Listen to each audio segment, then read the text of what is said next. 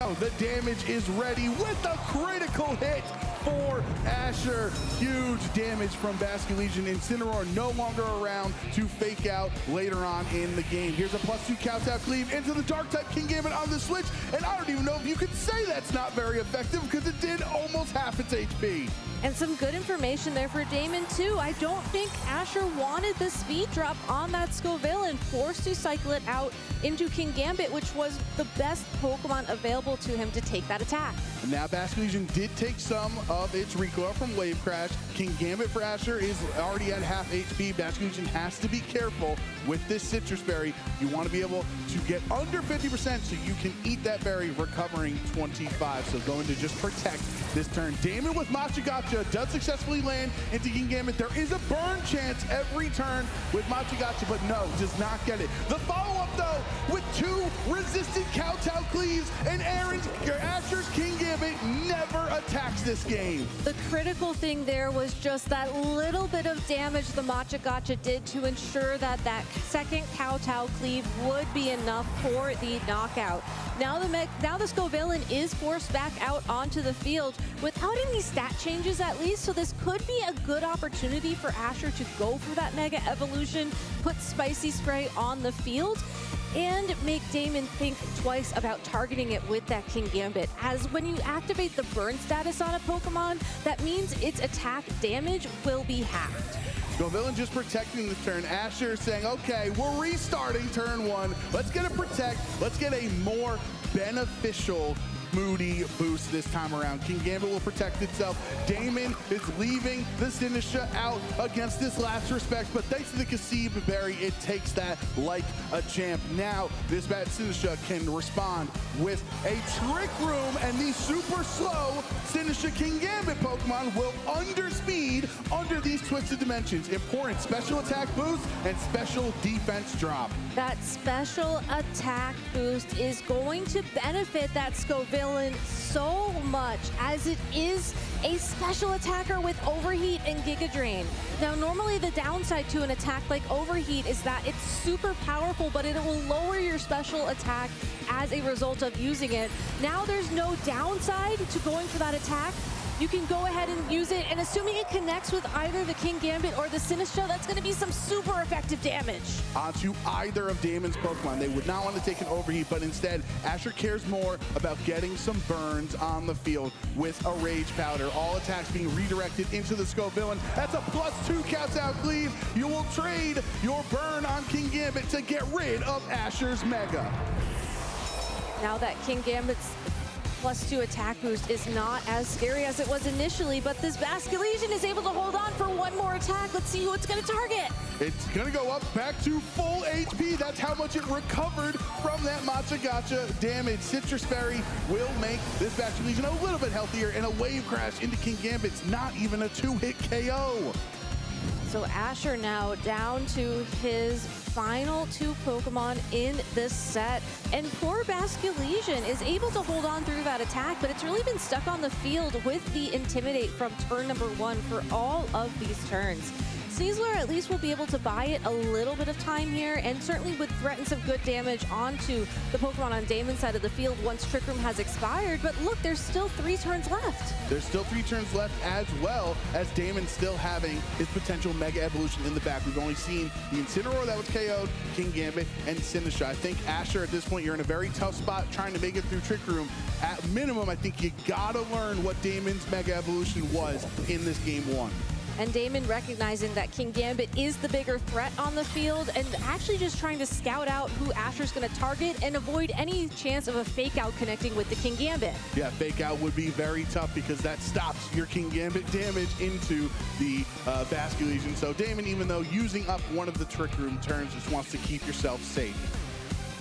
Now that there is one fewer turn of Trick Room here, you do have to wonder what Ashton's options are to make it through the next couple of turns. This Sneasler does have Protect available to it, so you could opt to Protect either this turn or the next turn to get through one of those turns of Trick Room. It's just which turn do you go for? Do you attack now or do you attack later? Sinistra redirecting attacks towards its side with a Rage Pattern. Kowtow Cleave takes out Basculegion, one of the top Pokemon in this regulation MA format, and Asher will not have it for the rest of this game run. Close combat gets redirected into the Ghost type. Sinistra is immune. Damon has used this little teacup masterfully game one.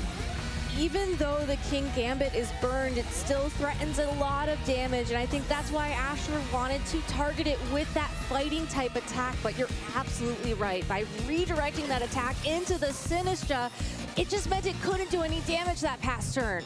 Sinistra going to redirect it yet again. Here is a Kowtow Cleave. It is a resistant hit, so Sneasler actually takes that relatively well. Gunk Shot, though, from Sneasler does land. Not a fully accurate attack, so there is the risk that you miss, but you do get the poison, so eventually Sinistra will knock itself out from the toxic poisoning here. But the question is, what can Asher do to make it through? The Twisted Dimensions are over, but Damon still has 3 Pokemon. It really depends on what that Mega Evolution is at this point in time, assuming you are able to pick up the knockout on the Sinistra this turn with another Gunk Shot. Now Sinistra redirecting, saying, please, Gunk Shot here. Do not close combat my King Gambit. And it hangs on at 2 HP. Sinistra has been absolutely clutch this entire game for Damon. Kowtow Cleave brings Sneasler down to about a third of its HP. And now Sinistra gets knocked out. Damon down to his final 2 Pokemon, but in an absolutely commanding position with how low Sneasler's health is. If this final Pokemon for Damon is that Delphox, it's going to be the perfect tool he needs to seal up this game, as it is one of the fastest Pokemon right now in the Mega Evolution Pokemon available to us. And I think critically, it has access to Psyshock, which does 4 times super effective damage to this fighting Psychic Sneasler. One of Mega Delphox's best roles in this format is a counter to Sneasler because it outspeeds and it one-hit KO. Sneasler will protect itself.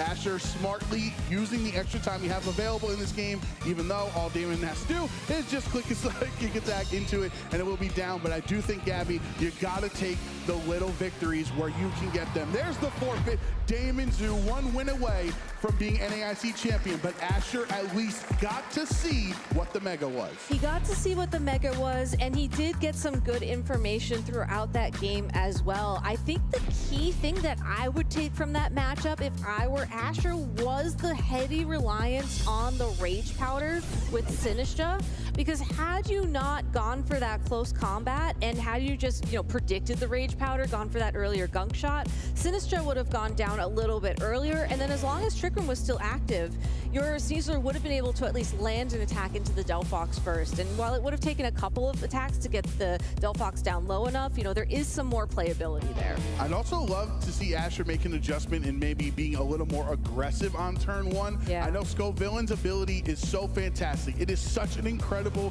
thing to burn everything, even when their special attackers. You just bring it in and Spicy Spray. But you can also have Scovillain in the back for later on, just like how Damon didn't lead Sinistra in that match, right? Let Incineroar go down, and then later on, when Asher had less tools available, it made the Sinistra unstoppable. It's tough, though, because when you know that your opponent's going to be relying heavily on a Pokemon like King Gambit, you want to try and mitigate that as quickly as possible. And you can see why that burn would be so tempting, to just have that damage, even if you are worried about a Sword Stance, but no Sword Stance to start off this game.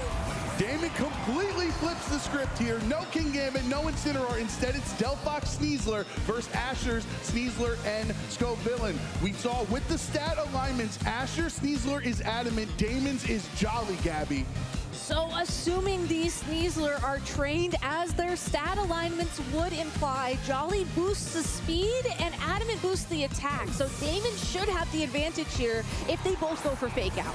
And if you go for a Fake Out, when you ensure you're faster, that allows Mega Delphox to set up with a nasty plot, boosting its special attack by 2 stages. Asher will swap Scovillain into Basculegion in case the Fake Out goes into that slot, but no, Damon's ready for it. Just fake outing the opposing Sneasler. Asher gets no attacks this turn, and Damon has a Mega Delphox on the field with +2 special attack. But critically, Asher didn't try to go for his own fake out there because we saw the Sneasler move after the Delphox, and he also switched in the Basculesian. So I think trying to mitigate that play and maybe try and position himself a little bit better this turn, as Basculesian at least resists a heat wave and doesn't take super effective damage from a Psyshock. Basculesian is holding a Citrus Berry, not the Choice Scarf that you can see very commonly on this Pokemon. Choice Scarf would allow it to outspeed the very fast Mega Delphox. Currently with Citrus Berry, that is not the case. How can Asher come back after that first turn where the Delphox had gotten such an effective use out of its Nasty Plot? Will just protect itself and switch King Gambit in, so a very passive turn from Damon, but the Gunk Shot goes towards Mega Delphox instead. Wave Crash into it too. Damon takes no damage.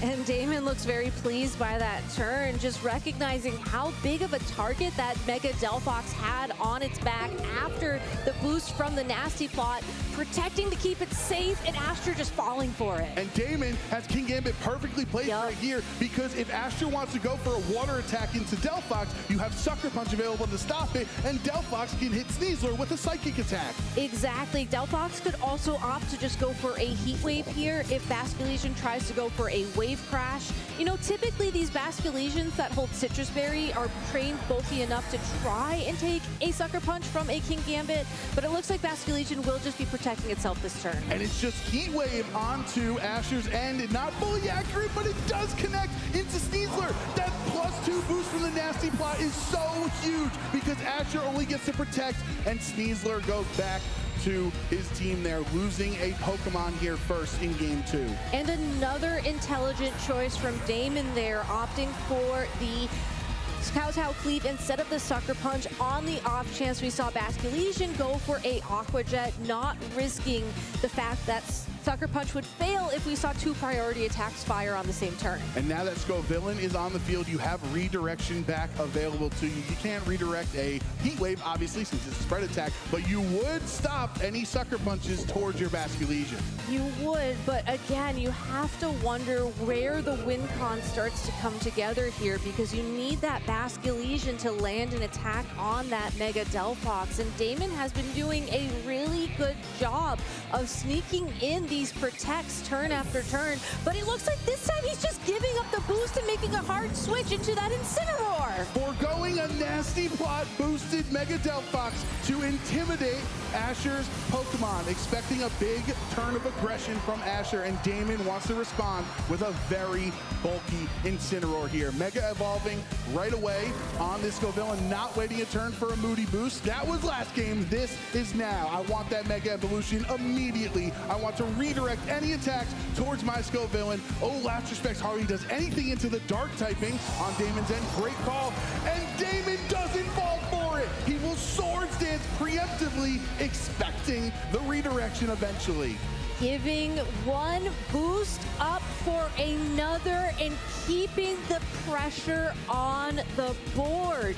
Incineroar coming in for that Delphox is amazing as well because of its natural fire typing. It doesn't have to worry about that Spicy Spray ability. It can't be burned, so it can safely target down that Scovillain with its own Flare Blitz attack to start to chip away at it. It looks like Asher's going to be taking a turn here to scout out the fake out and figure out what to do next. Yes, both of Asher's Pokemon, Basculesian and Mega Scovillain, just protecting his turn, keeping it simple, keeping it safe. Don't want to take any damage, especially from a +2 attack, King Gambit on the other side. So we're going to be able to reset now. You have Mega Scovillain's redirection from Rage Powder at least, but you're going to have to trade so much of your HP for it. You're going to have to trade a lot of your HP with it, and you also have to worry about that Intimidate sticking around on your Basculesian, because we saw just how much it lowered the damage potential of that Pokemon.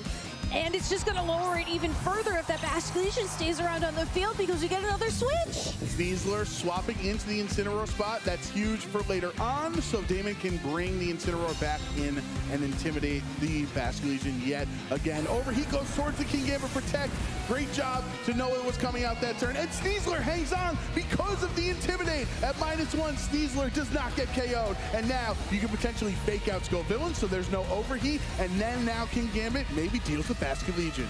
But that Sneasler is within range of an Aqua Jet knockout, so that is good for Asher. He's starting to even up the score in terms of damage on the field, and is also switching out that Basket Legion, and we see a Pokemon adjustment. He brought his own King Gambit this time. Yes, Asher anticipating a dark type attack into the Basket Legion slot. Now with King Gambit, that would be a resisted hit. Fake out goes into Mega Scovillain's Protect, so there's no stopping there. Whoa. And another Sword Dance.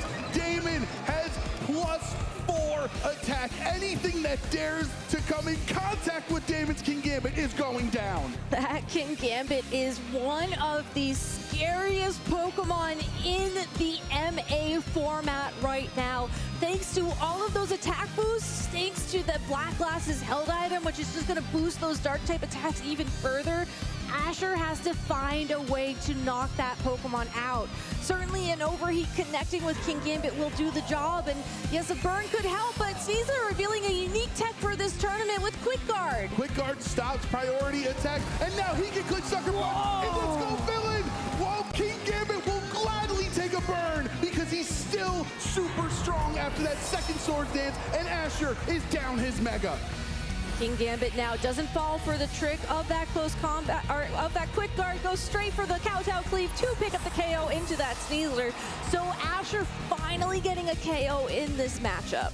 And now if you're worried, oh no, but King Gambit is burned, is going to be doing less damage, his damage is half. That's okay, because after 4 attack increases, you're still incredibly strong, even if that damage is half. Exactly, like King Gambit sneaking in that second Sword Stance in anticipation of being burned by that Mega Scovillain was absolutely huge. Now, Asher is starting to catch up, at least in terms of attack boosts, as the Intimidate from Incineroar. Thanks to King Gambit's own Defiant ability, will give it a +1 attack boost overall.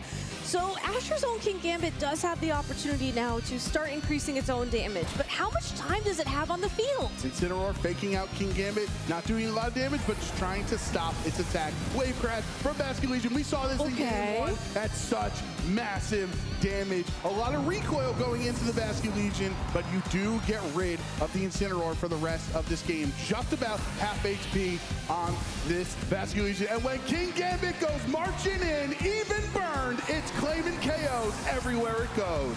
Asher is now down to his final Pokemon with his own King Gambit, and there's the forfeit! That's it! Damon Zoo from New Zealand, your NAIC 2026 Junior Champion! Back on the stage once again, but this time walking home the champion after some amazing play, recognizing when he needed to take advantage of those passive turns, locking in those boosts, and just doing a masterclass about why King Gambit is one of the best Pokemon in the game right now. Absolutely. Double Sword Dance in game 2 with the whole world watching. The confidence that Damon spoke with Lee pregame on, or excuse me, with Sierra pregame on exuded in that moment. Let's look at the replay here. Remember, Gabby, Delphox clicked Nasty Plot, and we all thought, hey, just stick in with +2 special attacks. You'll eventually whittle everything down with your Heat Waves or Psychic attacks. Damon said, I don't need that. I got King Gambit. Yeah, honestly, this is making a great case as to why King Gambit was #1 in usage throughout the weekend. It's such a very, very powerful Pokemon. You can have the perfect counters to it. You can have the ability to burn it on contact, but at the end of the day, it's just gonna get KO'd. Like, even if you target with the Mega Scovillain, right? The attack goes into it, you get burned, doesn't even matter. Yeah, Damon just maybe from his coaching, understanding this matchup since this team became very popular at the Tournament Regional Championships last week, Damon understood he had to be prepped for it and faces it in the finals and gets rewarded. And what a reward that's going to be, walking home or flying home all the way to New Zealand as our new North America International Champion. Let's go down to the stage with Sierra and hear from our champion himself. Give it up, everyone, for your NAIC Junior Champion, Damon Zoo! What a brilliant match. That was so well played. You're the champion. How do you feel? It feels spectacular. You have won 7 regional championships. You've now won an international championship. How are you so good at Pokemon? Experience, I guess. And how long you been playing now? 3 years. Incredible. That match as well, I want to talk about the King Gambit because you just kept pressing Swords Dance. You're getting so much damage. Was that always the game plan? That was some brave plays. I was just trying to read, I guess. It wasn't part of the game plan. That's all that experience, folks. Now, you're the champion, and as champion, I want to give you an opportunity to thank anyone else you want to thank, or any final words from you. My coach, Azulite, and my friends and family, I guess. One more time, everyone, for your NAIC Junior Champion.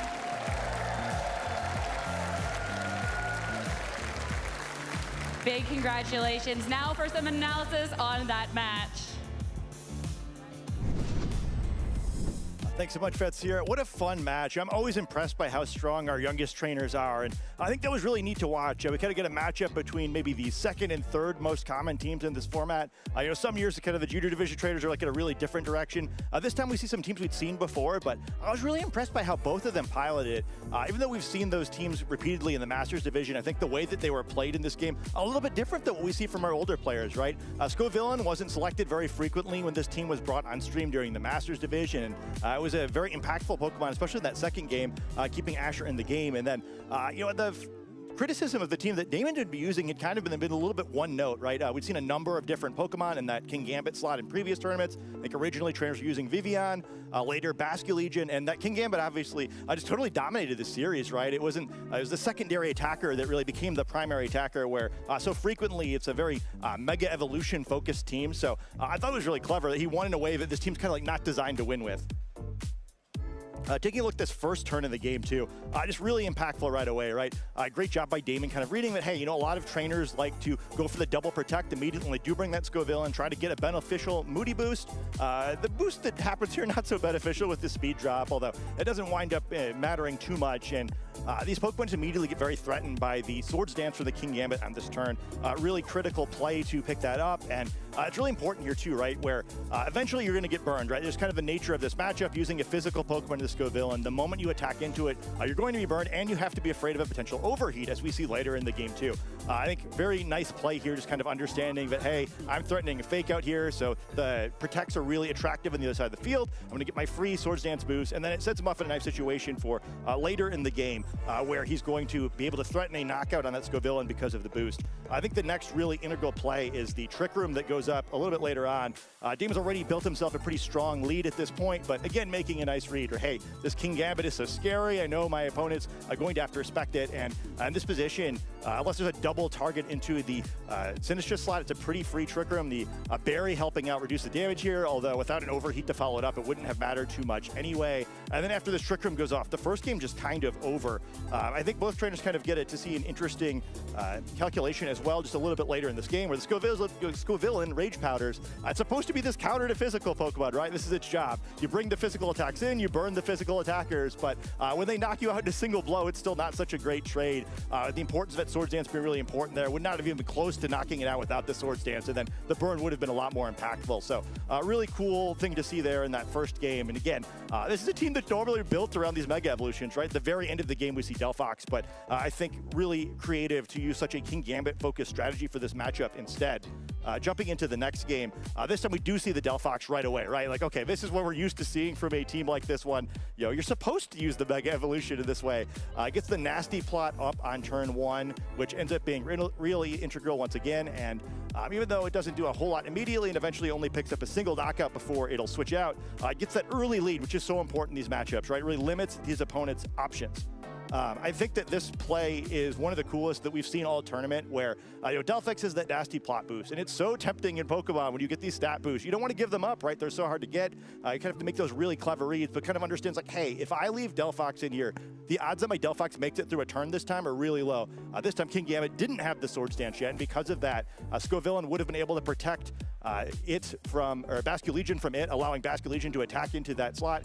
Instead, going for the Rage Powder more safely here in order to make sure he has Delphox for later in the game should he need it. And then once again realize that, hey, you kind of have to go after that Delphox, so I'm just going to take another free Swords Dance. A really excellent read of that play. I just love watching this, where I just really understands when his Kingambit is being threatened and when it's not, and taking advantage of all the free turns that he was getting.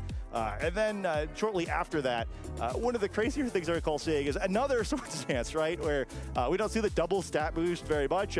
We were kind of joking about it in the Indianapolis regionals recently when Wolf Glick just kept using Dragon Dance. But if you get more and more stat boosts, you start getting a situation where you can get knockouts that players just aren't ready to deal with. The fake out being threatened of that slot made Kingambit relatively safe. So once again, hey, I realize I've got some free space. I'm going to go for another Swords Dance, and this Kingambit just became unstoppable after this. Leading to his next turn, where I see something that I don't know that I've ever seen before. The Quick Guard, pretty cool here to stop any potential priority moves from the other side. Critical with the low health on that Sneasler, and otherwise would have been in Sucker Punch range. But it's a Sucker Punch from his own Sneasler, as his own Kingambit rather, picking up a one-hit knockout at Scovillain. Again, this Pokemon is there in large part to be a physical tank, to reduce the damage of physical attacks by absorbing them and then burning the opposing Pokemon. Getting one shot by Kowtow Gambit, or Kowtow Cleave, Kingambit's most powerful attack. Maybe not so surprising, but the Sucker Punch on a Pokemon that's normally known for redirecting, a little bit funny, kind of reversing the usual interaction there, where typically Scovillain's preventing other Pokemon from being hit by a Sucker Punch, but instead, taking the knockout on it with it. And then a little bit later in the game, things kind of wrap up here, where it's another nice read from Damon. It's a fun interaction with these Pokemon, where the Basculegion throughout the tournament have been using Aqua Jet to try to get around a Sucker Punch from the Kingambit, but in this case, Damon realizes, hey, I don't need to risk that. I can just let Wave Crash go down, use a safe Kowtow Cleave, where it doesn't matter what my opponent move or what move my opponent selects, picks up this knockout and puts him in a situation where there's just no way he's going to be able to lose this second game and become our first international champion in the Pokemon Champions era in the Pokemon video game. Really impressive run by him, and really impressive run by both of these trainers, right? I think that it's so difficult this level. It's got to be so tough too when you're that age, being on stream, all these people watching you, and they played really well under pressure. And congratulations to all of our junior division players as well. This is the future of our program here, right? Competitive Pokemon, these guys, hopefully we'll see them for a number of years. All of them had really great runs, and I hope this is a weekend they remember for the rest of your lives, Just a great job by all of them, and they worked really hard to do this. So congratulations to Damon and all the players in the junior division top cut. And now, this junior division was a lot of fun, but we've got a lot more Pokemon action for you. So for now, the senior division's up next. Back to the stage. Thanks so much. We have crowned one champion here in VGC on the day. Let's crown another as it's time to get started with our seniors division. Please welcome to the stage, everyone, Connor Petrurinsky and Mateo Boschmans.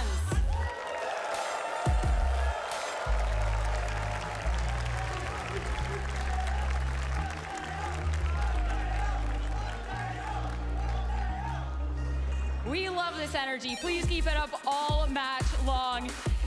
This is a big finals. This is a big stage, a big crowd. How are we feeling? Nervous. What about you, nervous as well? Yep. Yeah, super nervous. You two will both do great. I want to give you an opportunity on this stage for anything you want to say to those who have helped you along the way, the crowd, before we get started with the match. I want to give a shout out to Florida VGC for taking me all the way up here to this point at the International. That's it. Always love to see that support. And for you, anyone you want to thank, say hi to. Friends and family, and just like anyone who helped me prep today. You mean the world to me. Really takes a village. Everyone, bring that energy up as it's time to get started here with our seniors division finals. And with that, we'll send it over to our casters to get us started. Both of our senior finalists so nervous noticed that they're speechless, but for a good reason. They are making it to the stage for the first time in their journeys through the senior division and their journeys as Pokemon trainers. Who will take home the crown today? Yeah, both players who have made the semifinals at major events before, but making it to the finals and 2 championships Sunday for the first time. It's electric out there, the crowd going wild, and both of these trainers have so much support after they fought their way valiantly through this senior bracket, taking down some incredible foes along the way. But both of them come into the North America International Championships to close out their season as regional champions already. So for them, this NAIC is the capstone to their 2026 after already earning their direct invites to the World Championships. Yeah, earning invites a couple times over. I think direct invitations from international events, from regionals, and of course from points here just to compete for the glory, the title of the first international champion on Pokemon Champions. Both of them said that they had a lot of support out there, and we've got Gabby standing by to hear a little bit more from them to give them some words of encouragement before they take that stage. Thank you so much. I'm here with Paul and Bart, the parents of our senior finalists. Now, you both had the chance to watch your kids grow up throughout the seniors division over the past 3 years. What does it mean to see them competing on this stage? Very impressive, really happy. All the hard work he's done this year in the past 3 years, it's really starting to pay off. It's really impressive. And how about for you? I'm also very happy to see Mateo here. It's his third international. He made top 4, and now he made finally the finals, so I'm very happy. Now, Paul, do you have any words you want to give Connor of encouragement? Any good luck words you want to say before he gets started? Just do your best. We're all proud of you. Just keep working hard. All right, and Bart, for you? Mateo, I'm super proud of you, however it goes here, so just do your best. Thank you both so much. Best of luck to both Connor and Mateo. Casters, back to you. So sweet to hear the fathers here cheering on their sons as they get ready to go for the senior finals at the North America International Championships here for 2026. Connor, Mateo, both very decorated as competitors already in the senior division. Connor with 2 regional championship wins under his belt, one this year in Toronto and one in 2024 in Charlotte. And Mateo coming through with that Frankfurt Regional Championship win and also 2 other second places at regionals in 2026. Connor, of course, also top 4 at the World Championships last year in Anaheim. These players have had so much success already, but are looking for their first title at an international event, trying to come out on top this weekend. And both of them have dodged each other so far. Did not play in the Swiss rounds. They meet here in the finals to take all the glory. Let's dive into the teams that they brought. As Connors looks a little familiar, definitely taking a page out of some of the Masters Division trainers. And remember, you said even speaking to him, he was so ready to take them on. His last year in the senior division, his final run through the North America International Championships as a senior. And he's taking one of the teams that has been the most popular in the Master Division.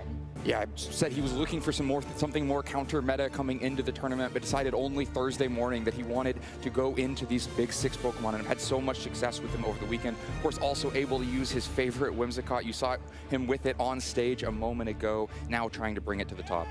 And for Mateo, it's going to be a more unique team. You've got a Snorlax and a Toxapex with a solo Mega Evolution in that Frostlass. Not sure anyone watching expected to see quite so much Toxapex over the weekend. Of course, Wolfglick using it as well, but now making it into the finals from Mateo. A little bit of a different set here. Mateo said that when he saw Wolf was using it also gave him confidence he was on the right track, had the right ideas. But it's not the only interesting Pokemon here. Snorlax as well, so good at damage trading. The thick fat ability means it takes less damage from fire attacks, able to trade back and forth with Charizard much better. Could be a real thorn in the side for Connor to actually find the damage into it. And then Frostlass, we normally see Frostlass on teams with 2 Megas, something like the Scovillain in the last round, or Tyranitar in other teams, but here it's all about the Frostlass, the only Mega on this team. It's going to have its work cut out for it. It really probably needs to help find damage, especially to Garchomp on the other side. But it's a vulnerable Pokemon when it doesn't have the speed control. No speed control options for Mateo, where Connor does have the Prankster Tailwind from Whimsicott. If Connor can get his Pokemon moving faster over the Frostlass, there's a lot of threat and damage there. Last Respects, Weather Ball can just swing out for one-hit KOs against this Frostlass, so it's going to be a lot about finding the right positions. And Toxapex's a Pokemon that can really help find those right positions. You can use Infestation to trap Pokemon in, make it more difficult for your opponent to find the pairings that they're looking for. Both of them seem to be in high spirits, though, backstage, chatting with each other before the match started. We see the fist bump. We're ready to dive into the first game of the Seniors Finals here at the North American International Championships. Everybody make some noise! Connor, Mateo, let's see what they've brought to kick things off. Mateo has that Frost Blast next to the Sneasler, and it's going to be another Mega Evolution here as Connor selects the Mega Floette next to that Basculegion. Neither player hesitating to get the Mega Pokemon on the field. We see most likely the reveal of only the Mega Floette for Connor. Charizard most likely left in the back. Sneasler hits the field in a pretty good position here, is immediately threatening the Floette, either with Fake Out for the turn or with a bunch of damage. Frostlass doesn't mind throwing Blizzards into these Pokemon, but also is threatening a Shadow Ball into the Basculegion that can make it a little bit difficult for Connor to find the right position. But for now, going ahead to Mega Evolve the Floette and get that Fairy Aura active. And Floette's going to be Mega Evolving first. While the Mega Frostlass is going to Mega Evolve, it does get a little bit of boost to its speed, so it might end up being the faster Pokemon on the field. But usually when we look at the timing of the Mega Evolution, it will happen within that speed order. Regardless, Sneasler's going to fake out the Floette, so it is for sure not moving on this turn. And you can see that it might have been able to go first. Frostlass with the Aurora Veil sets up Mateo for the longer portions of this game, helping to boost up the defense and the special defense of those Pokemon with the screens. Wave Crash from the Basculegion helps to chip this Frostlass down to about half, but that's why the snow is also super important to boost the defenses of this Frostlass. Right, such a slow Frostlass, but that gives you the extra stat points to invest in bulk. And this is a team that can play really bulky. Adds that Aurora Veil on top of the possible bulk of Snorlax and Toxapex or King Gambit in the back. All Pokemon that can really withstand hits, especially given Aurora Veil on top. Now Frostlass has done its job, has set the snow, has set Aurora Veil, took a hit in the process, but gets Toxapex on the field to replace it. Toxapex, one of the stars of the show of Mateo's team, does make an appearance in this first game. His Basculegion protects itself. Floette on the offensive, unleashes a light of ruin into the Sneasler, and the Aurora Veil is good to let this Sneasler hang on through it so it can get a Dire Claw. After the recoil of the light of ruin, Floette is down, and that's the first Pokemon KO secured in this game.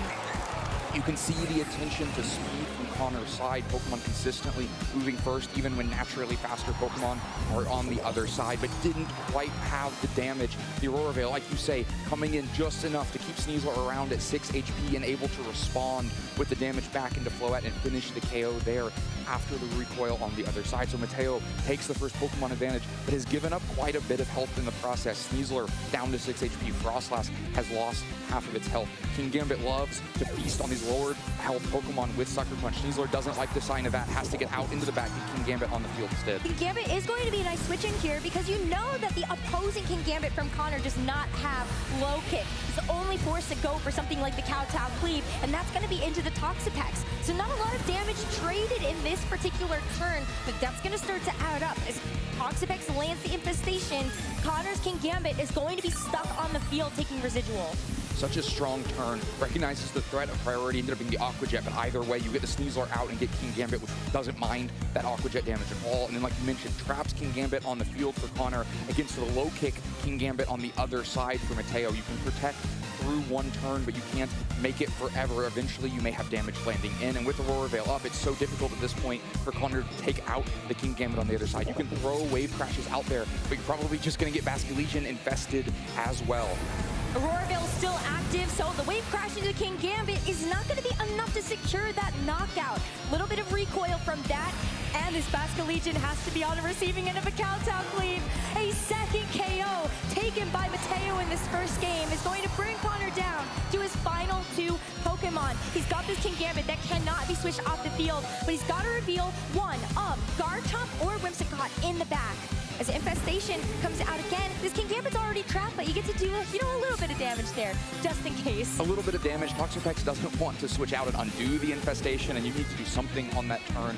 There's no Toxic on this Toxapex, so harder for it to have a turn-to-turn impact, but it's getting the job done here. You can see that impact of the Aurora Veil and the trapping when Connor is forced to double attack into King Gambit on the other side. Can't safely protect with either one because you don't know where the targeting is going to be. You don't want to protect Basculegion while low kick goes into King Gambit. You don't want to protect King Gambit while the Kowtow Cleave goes into Garchomp, goes into the Basculegion on the other side. So instead just double swings the King Gambit, it doesn't find the damage. Now Garchomp finds itself in the position it loves, but has to really worry about the fact that Frost Frostlass is still going to be working in the back, wanting to Blizzard in the future, and Wideguard helps save you from Earthquake here. Earthquake would have been so valuable because both the Toxapex and the King Gambit would have taken a ton of damage, but the Wideguard will protect them from that. A Sucker Punch into the King Gambit on Mateo's side is going to secure the first knockout for Connor, starting to even up the Pokemon count just a little bit. And Garchomp doesn't fall for the bait.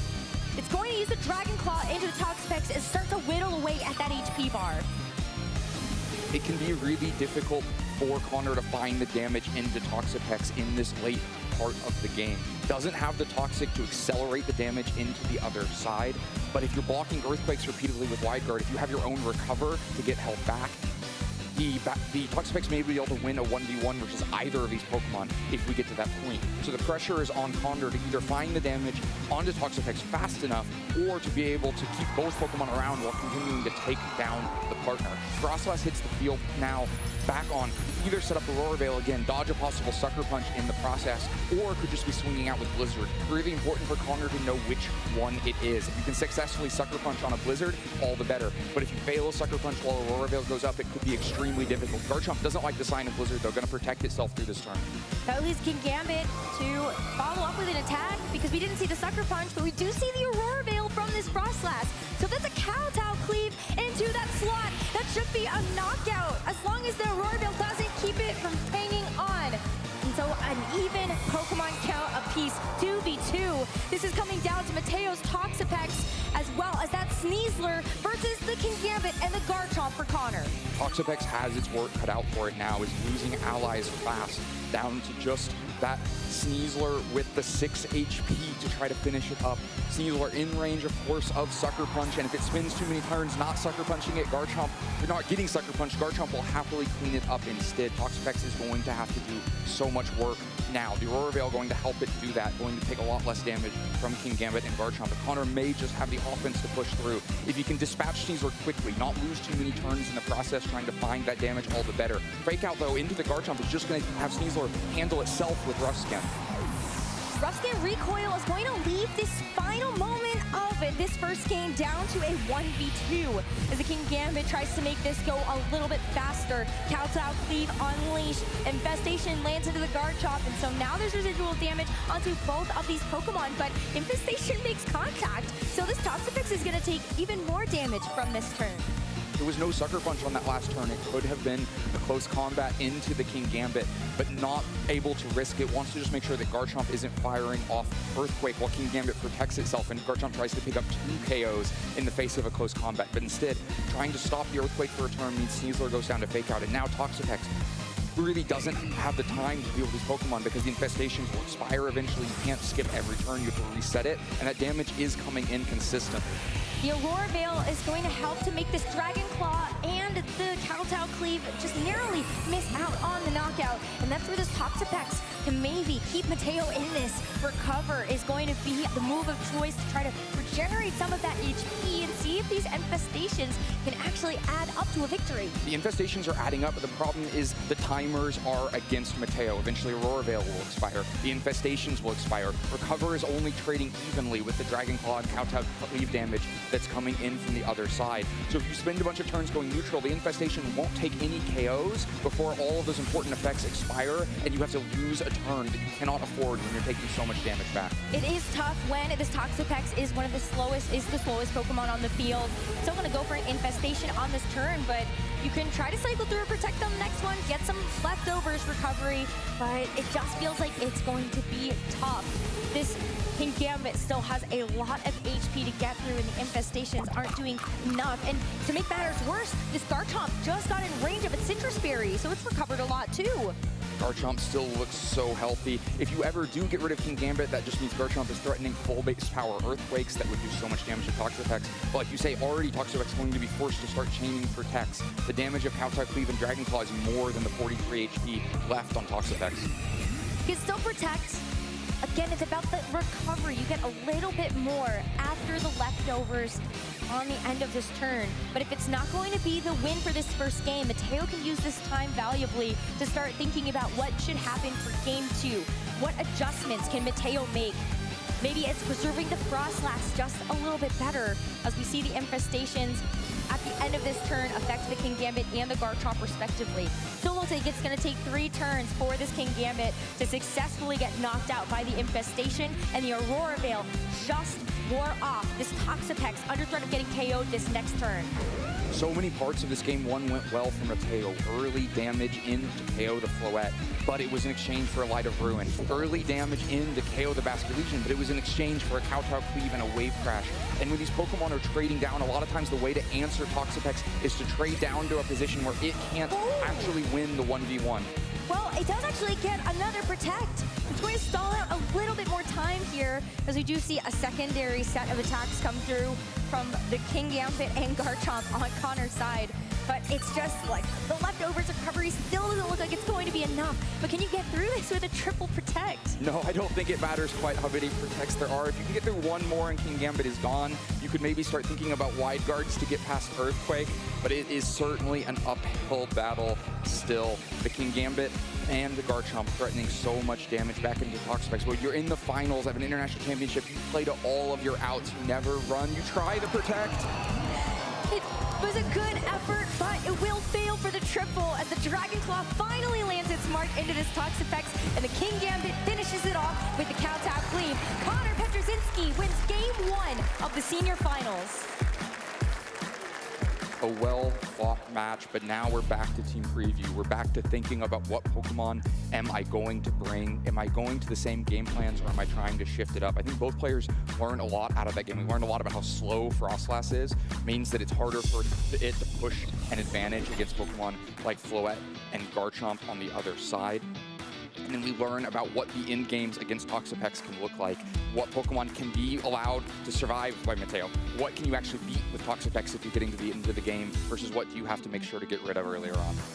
I wonder if this is an angle where maybe you just have to think about an adjustment as well. Did the Toxapex really feel valuable enough?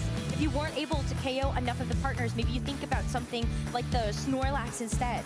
The Snorlax can damage trade really well, but is still kind of a slow passive Pokemon. It lets Connor decide the pace of where the damage is going. Connor did a great job of always finding some damage in every situation, even when it looked like the situation was in Mateo's favor. For instance, when Kingambit was against Basculegion and Kingambit on the other side, Wave Crash and Kowtow Cleave weren't that much damage into that Kingambit, but they were something to make sure that turn didn't go too poorly. On the other hand, if Mateo can find even more valuable damage in those situations, or maybe just thinking back to that Sucker Punch critical hit that finished off Kingambit and thinking, if I get one more attack in, then that's all the difference I need for Toxapex to finish off that Game 1. Felt like a really key turn as well, to your point, is the fact that Connor was able to get a huge Kowtow Cleave into that Frostlass to knock it out and leave that Garchomp on its own devices. So many swinging moments there that could have not been Aurora Veil. Could have been the close combat into the Kingambit on that one turn late in the game. So many matches in Regulation MA come down to one turn of targeting, and that one is no exception.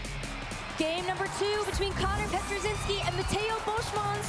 Connor one game away from being your NAIC champion.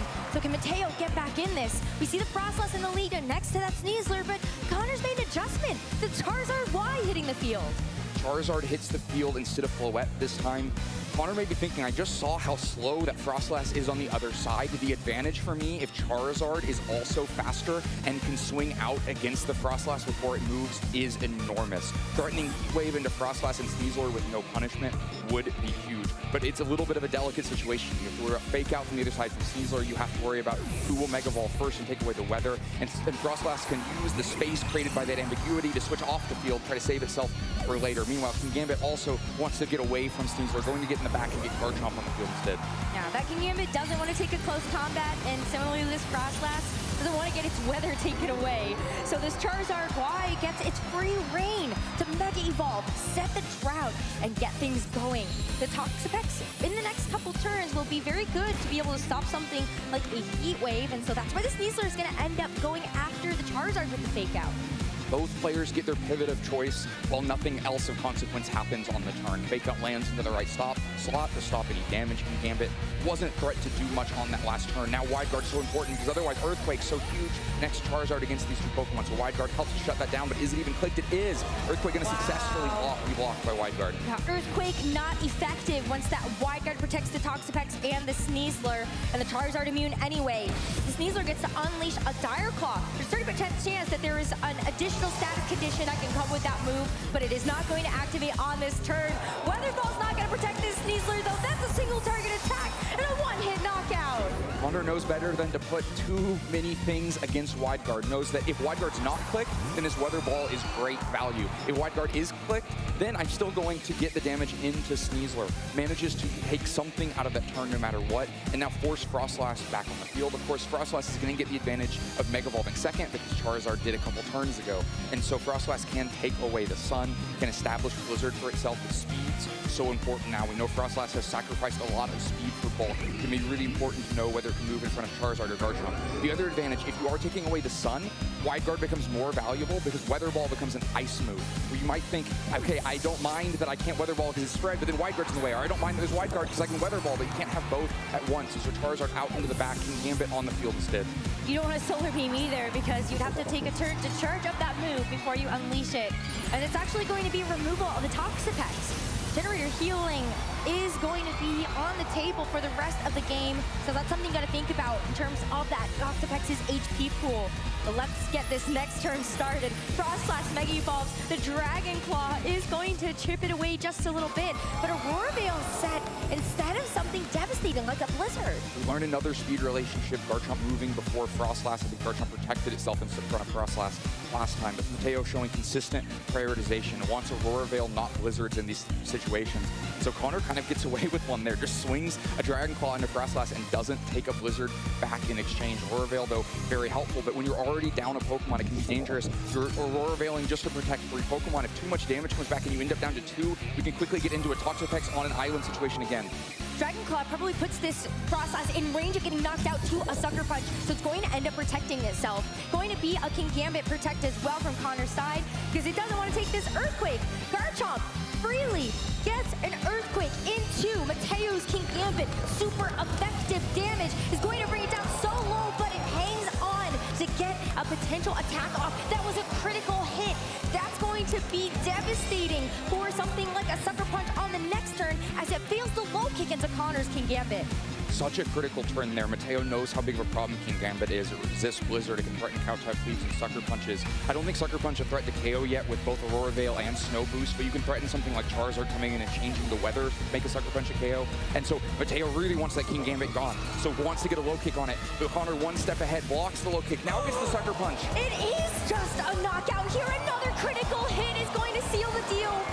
Bypasses the defense boost from the Snow, bypasses the Aurora Veil, and leaves this King Gambit to have to take an Earthquake. Connor so confident in this turn, he ends up Earthquaking his own King Gambit as well, but a huge double KO. A strong turn because you learn the speed advantage, because the Earthquake would have gone before the Frostlass had attacked. So even if Sucker Punch misses the KO without a critical hit, it leaves the Frostlass likely low enough that Earthquake then finishes up that KO before Frostlass can move. And when you can take such a big advantage of getting 2 KOs before your opponent attacks, you don't mind Earthquaking your partner. Give me the KOs I can get. And now Toxapex all by itself has no chance against all of these Pokemon remaining on the other side. A 1v4 impossible. You can see Connor and Mateo talking about this endgame a little bit as we're going to play it out.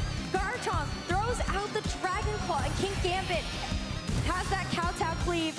Len, we've seen this play out before. It's going to take a couple turns in order to lock this in for confidence for Connor Petrozinski to take the North America International Championships. We saw it go slowly, Garchomp and King Gambit against Toxapex, and those two won it, and they didn't have reinforcements. This time they have Charizard waiting in the wings and an unrevealed Pokemon on top of it, ready to fight into this Toxapex. No chance for Toxapex to find the damage it needs in this situation, but no reason to end your time in the finals yet. Click Protect, get through a turn. You gotta give it to both of these competitors finally getting their moment on a big stage at an international championship. Connor, so close after getting top 4 at Worlds in 2025 and a top 4 at NAI NAIC last year, and Mateo 2 times top 4 at EUIC this year and last. They are soaking up every moment under the lights in front of the crowd to give us the best show possible. But we are moments away, Len, from Connor punching his ticket to an NAIC win. I'm sure Connor can feel it. Just a few more inputs away, just a few more attacks into finding the damage into this Toxapex. Not quite yet. Going to have to wait another couple turns, but he can feel it, he can sense it. It is getting so close. I love that Toxapex has given us a great show here. Almost getting the knockout onto the King Gambit. One more turn of Infestation should be able to lock that down. But savor every moment. Mateo Boschmans, Connor Petrozinski, they're both going to be making it to the World Championships. And so we just get to see them have the time of their lives right now to finish this game. You can see the smile on Mateo's face, enjoying this match despite the result. See the players talking back and forth, enjoying this time competing against each other with just a few turns left. King Gambit does get knocked out though, so one Pokemon KO earned from this Toxapex by the Infestation. You can hear the crowd go wild. It's not a 4-0. Toxapex got its mark, gets the King Gambit down after King Gambit had such an impact on this game, but that just makes space for Charizard, makes space for the Mega Evolution to re-enter the field, set the sun, light the stage in time for the next attack, for the next bit of damage into Toxapex. Charizard has its choice, could finish this off with a Weather Ball, maybe a Solar Beam. Pick your poison, Charizard. It can't be a Heat Wave because the Wide Guard comes out. So is it that single target attack? No Earthquake from his Garchomp, but Charizard, surely you got this with that Weather Ball, right? Oh, it's a Solar Beam! Even more powerful here from this Charizard to show off what it's made of. The Charizard gets the light absorbed to unleash the Solar Beam, and Toxapex still takes it like a champ. Mateo is not going to go out quietly, going to buy himself every turn he can in this game. Gets the Wide Guard to block an Earthquake, says, I can fight you off for one more turn. I can protect, I can have them. But now Protect not guaranteed to succeed after a Wide Guard on the previous turn, and no, it doesn't! It doesn't! Garchomp's gonna go for the Earthquake. 2 final attacks to lock down this game, lock up the set, and Connor Petrozinski is your senior champion here at the North America International Championships. The handshake finally came through after Protect failed. Toxapex fought as hard as it could, but could not withstand the Earthquake at the end. Connor found all the right damage at the right times, was one step ahead, had huge attacks into Frostlass, the speed advantage on his side consistently, and was able to capitalize on it to put Mateo down quickly, down to just Toxapex against so much on the other side. Too much weight on that Toxapex shoulders in order to take that second game for Mateo. But what a valiant effort from these trainers. What a great show that they were able to give us to just finish our amazing championship Sunday for the senior division. Let's walk back on some of these special moments. Right off the gate, the Weather Ball into the Sneasler, picking up the knockout. The threat of both the Earthquake and the Weather Ball into the Sneasler, making sure that one of those could land, gets the first KO. Then the threat of Sucker Punch and Earthquake on the turn after this one. Make sure you get the next 2 KOs. Frostlass down with the 2 Pokemon moving faster because of this slow Frostlass on the other side. But you don't even need the Earthquake. The critical hit finishes off Frostlass and means it's all about Toxapex. Toxapex fights. Toxapex infests the other side, gets those slow damages, but just too much health remaining. Toxapex did its best though. Got to see one last stand, one last bastion of hope for Mateo. At least you got the KO onto the King Gambit, so you know you didn't walk away getting 4-0'd in that game, but Mateo, one more year in the senior division. Hopefully next year we'll get this chance again on the international stage to take home that trophy. Connor, in his last chance as a senior at an international championship, takes home the title, has done it. What impressive play in that match. Cannot wait to see both of those competitors in the World Championships later this year. So let's celebrate your winner, Connor Petrozinski. Here he is, your 2026 North America International Champion, Connor Petrozinski. a different type of feeling. I was not going into this event. I thought I was going to do terrible. I didn't think I was even going to make top cut. So to be able to make it all the way here, and for this to be my last shot as a senior, is I can't even describe the feelings right now. I mean, this is your third time making it into a top cut. How did it feel yesterday when you realized you'd be competing here on the stage today? It was an odd feeling. I thought I was gonna, after my round 8 set versus Matthew Henry, where I frankly got quite unlucky and I was tilting a good bit. I thought I was not even gonna make top cut, and then I was able to pull it out, and then had a couple really close ones on the end of started today, but I was able to get through and make it to the finals and win. Well, one thing that the casters were talking about throughout your match was your confidence, especially that turn where you earthquaked into your own King Gambit. What was going through your mind at that point? Whenever I earthquaked through my own King Gambit, I kind of thought, like, I basically had the game already wrapped up, so as long as I didn't throw, and I was like, I don't need King Gambit's HP very much because I still have a Basket Legion inside the back, so I was just able to get through the board positions with that. The King Gambit's HP didn't really matter, so not much really to say about that. Fair enough, fair enough. And do you have any advice for anybody who's watching who, you know, might be inspired by your perseverance to make it this far in the tournament and finally claim the title of International Champion? Work with your locals. It's one of the most underrated parts of VGC. The only reason I got here was because of the Florida VGC scene, so, you know, work with your locals. That's my main advice. All right, Connor, thank you so much. Congratulations again. Do you have any shout outs you want to give to anybody watching now that you are our senior champion? I want to give a shout out to Carrie and Zachary for helping me prep extremely hard. I also want to give a shout out to all my friends at Spaghetti Comos for helping me throughout my entire journey. All right, thank you so much. Let's hear it once again for your 2026 Senior North America International Champion, Connor Petrozinski. Let's go ahead and hear Scott's thoughts about that match. Scott, take it away. Thank you, Gabby. Another really great match there. We see why these players have got to the finals, right? Or what an impressive play by Connor kind of through the whole way through. Just never gave Mateo much room to play with in that one. Really fun beginning of game one, though, where it's a little bit more back and forth. But Connor just did such a great job throughout the course of this set at maintaining the resources he really needed, right? Even though I think he took some trades at the beginning that looked a little bit shaky. He did such a great job of staying ahead. I do think we'd be remiss not to talk a little bit about Mateo's team, though. Doesn't end up coming all the way here, makes it to the finals and falls just a little bit short. But how fun is this, right?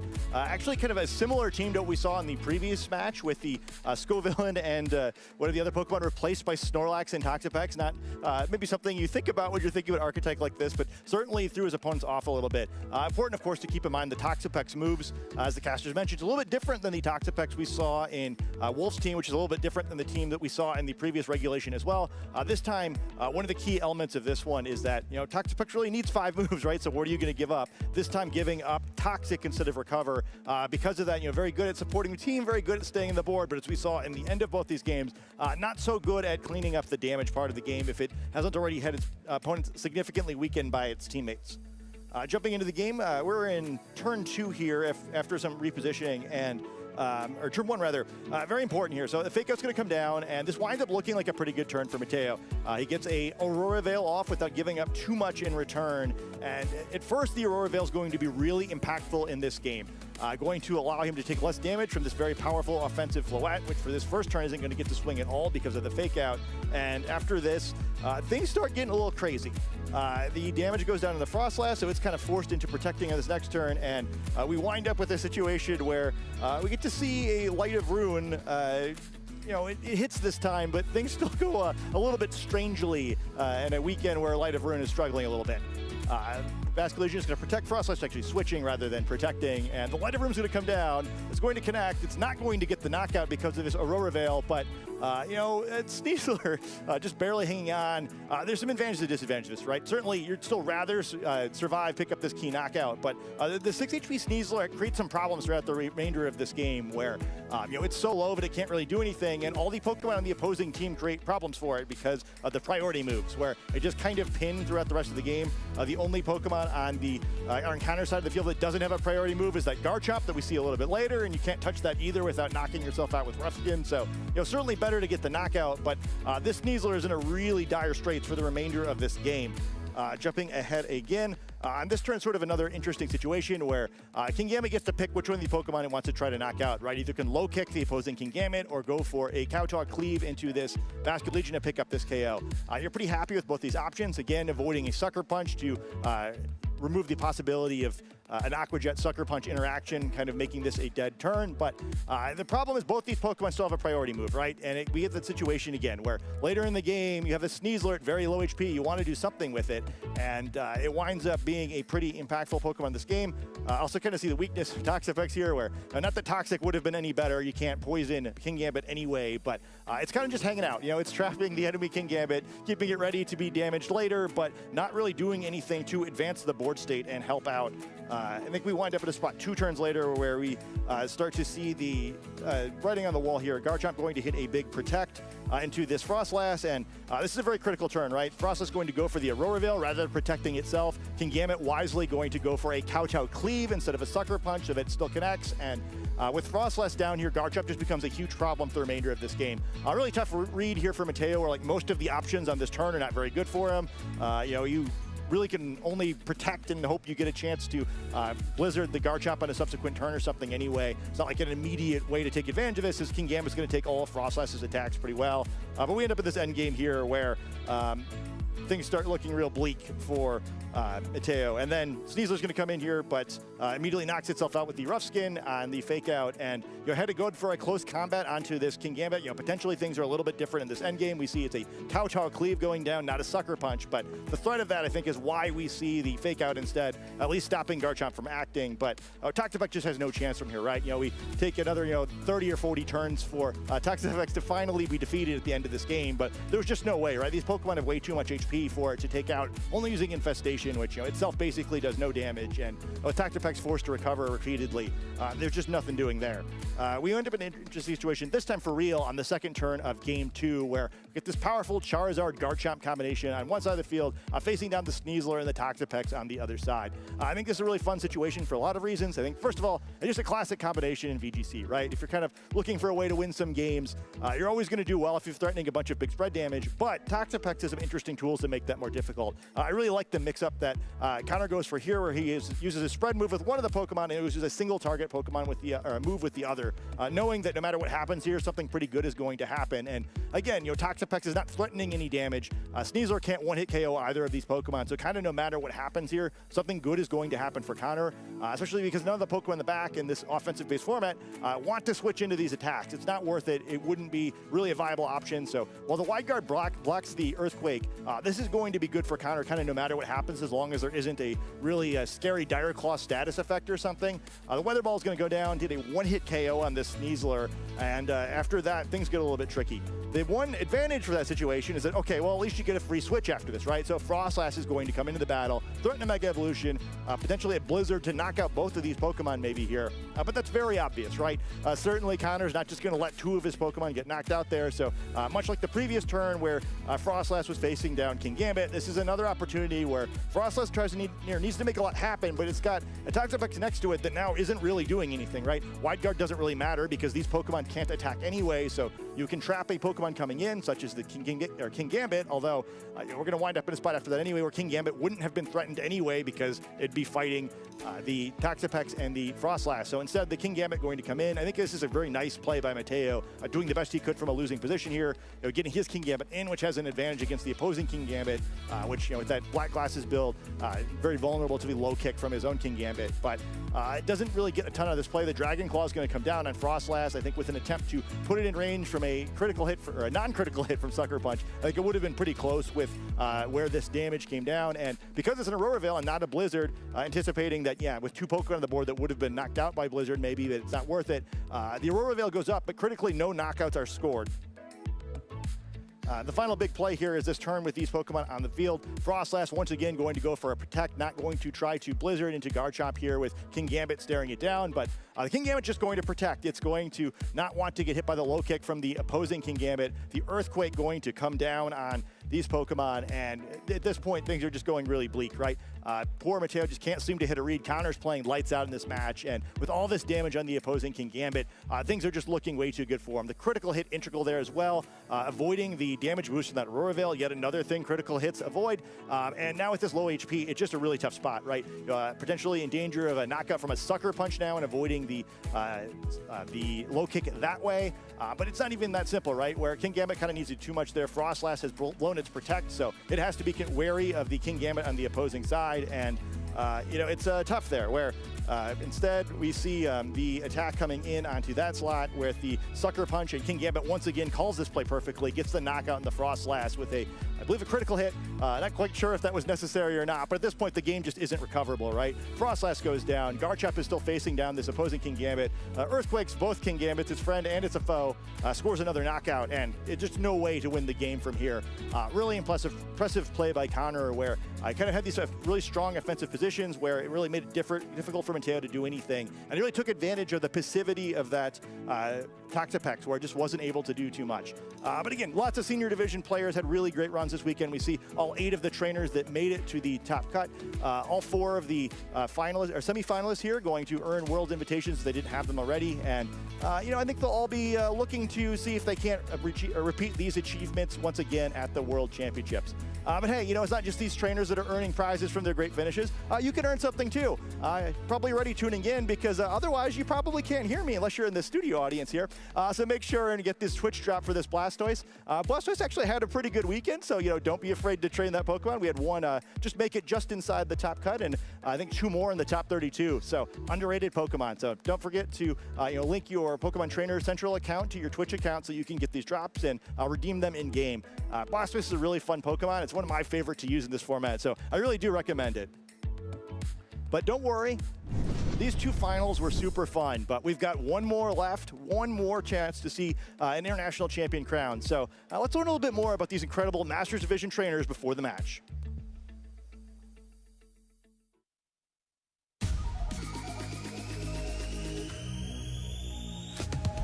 Francesco has been on a tear throughout this season, really setting the pace for Pokemon Champions. Takes it down, and Italy is in the finals. Eric will put himself in a conversation as one of the greatest VGC trainers of all time. Eric Rios moves on to the finals of the North America International Championships. You knocked me out last year, but this time we're gonna have to see.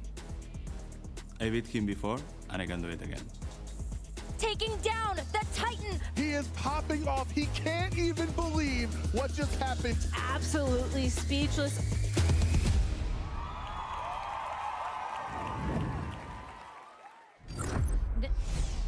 Now that we have crowned our junior and our senior champions, only one more title of North America International Champion remains. Please welcome to the stage our video game master finalists, Eric Rios and Francesco Piopero.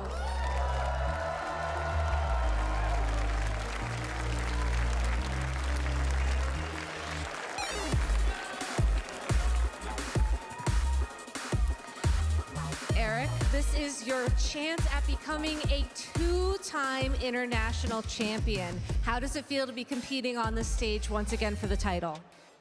I'm really prepared for these finals. I would like to be a 2 times international champion, but I'm playing against Francesco, a great player, so I think I'm gonna be a great finals today. Do you feel like the matchup is in your favor?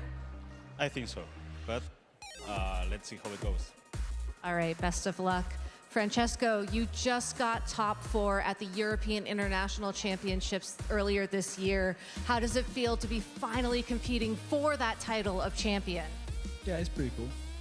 It's pretty good, it's pretty good. How do you feel about your matchup going into this final battle? I guess the teams are pretty similar, so we're gonna see, I think, similar Pokemon on both sides of the game, and I'll see what happens. All right, well, as your final moments on these stage, as finalists, do you have any shout outs you want to give to anybody who's helped you get here on your journey? Eric, you first. I want to thank all the Koi community that have been supporting, all of them are watching now the finals. Also thanks to Canecro, all the family, friends. I'm gonna try the trophy to home. I bring it home. All right, Francesco. Yeah, I want to shout out my family, and I want to shout out Jesus Christ. All right, best of luck, Pokemon trainers. Please take your seats. Casters, take it away.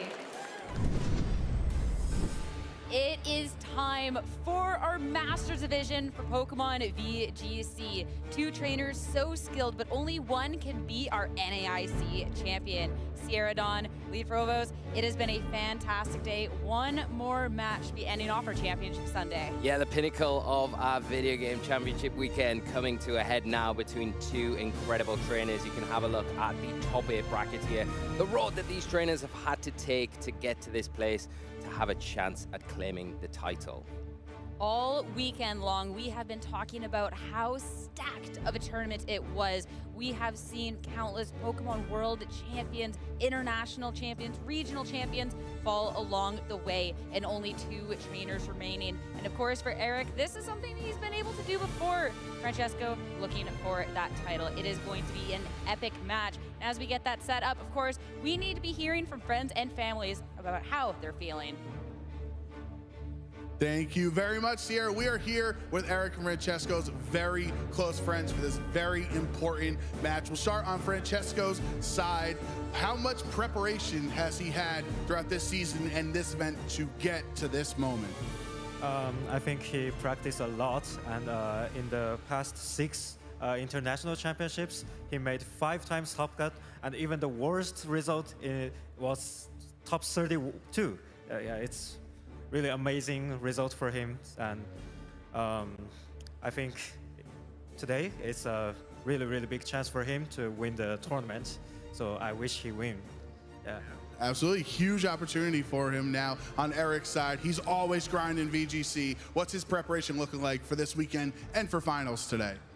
Well, I think Eric has been preparing for this tournament for a month.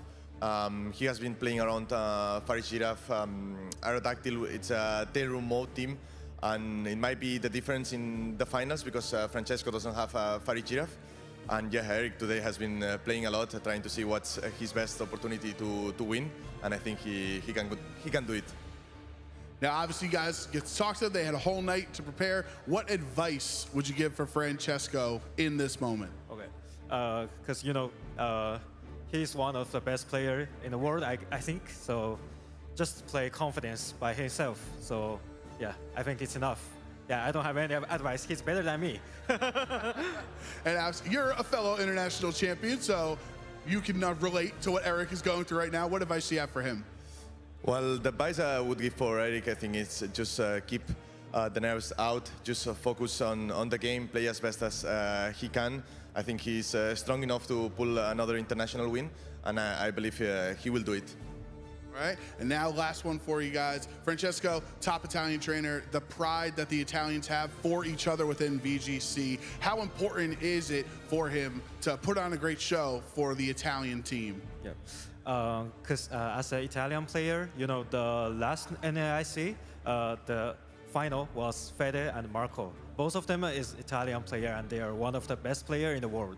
And I think Francisco can be the same level. Yeah, even better. Yeah. So I think it's good.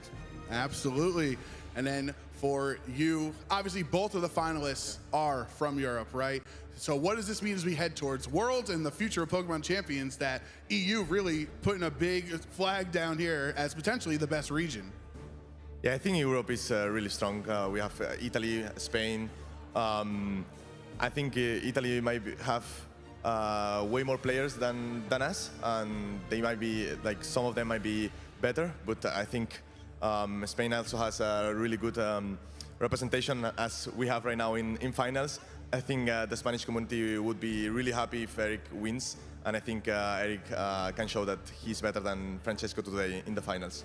All right, best of luck to Francesco and Eric. NOLA, make some noise!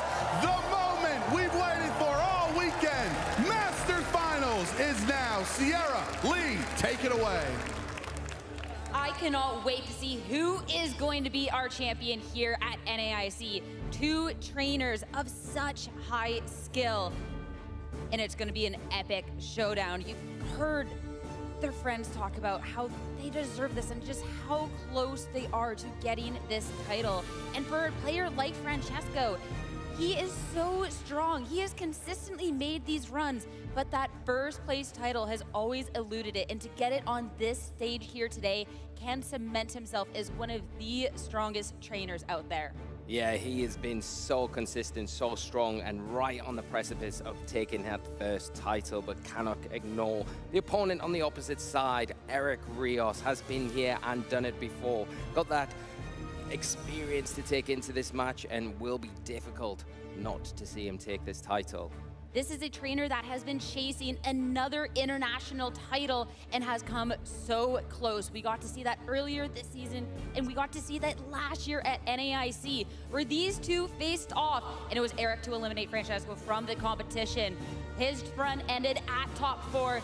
Now both trainers here have another shot at trying to get revenge on the biggest stage of all. Yeah, you can see the accolades for both trainers here, so accomplished. One missing for Francesco though, but they could claim it this weekend, get that champion title, more than capable of it. It's been a running theme in the EU, the scene where we've had a lot of players that have been so close time and time again. This is Francesco's turn. They've done so well to get here, played amazing all weekend, and this is where they could step over the line, claim that title, take it home. And he has been so locked in. These matches, you can see it on his face. He is not gonna let anything stop him from that title, but Eric has so much confidence and he knows he can get a title. So can he do it here again? Looking at the teams, two teams that have been so strong throughout the tournament. Yeah, we can take a look at Francesco's team. He got the Aerodactyl, the Charizard, both capable of going for Mega Evolution, the Basque Legion Garchomp, King Gambit, and the Sylveon. Got some really nice tools here. Got that wide guard. It's going to really help out against those spread attacks to protect that Charizard and protect some of the other members of the team. The Basque Legion feels like one of the biggest key pieces though. Francesco can enable the Tailwind and utilize maybe something other like the speed control they've got access to, that Rock Tomb, to slow down things on Eric's side. It's going to propel things like that Basque Legion into a position where it is able to claim those knockouts, all important against opposing Charizards, opposing Aerodactyls as well. King Gambit is going to be a real important piece as well for Francesco because it has got no Protect, but it has got that Chopper Berry.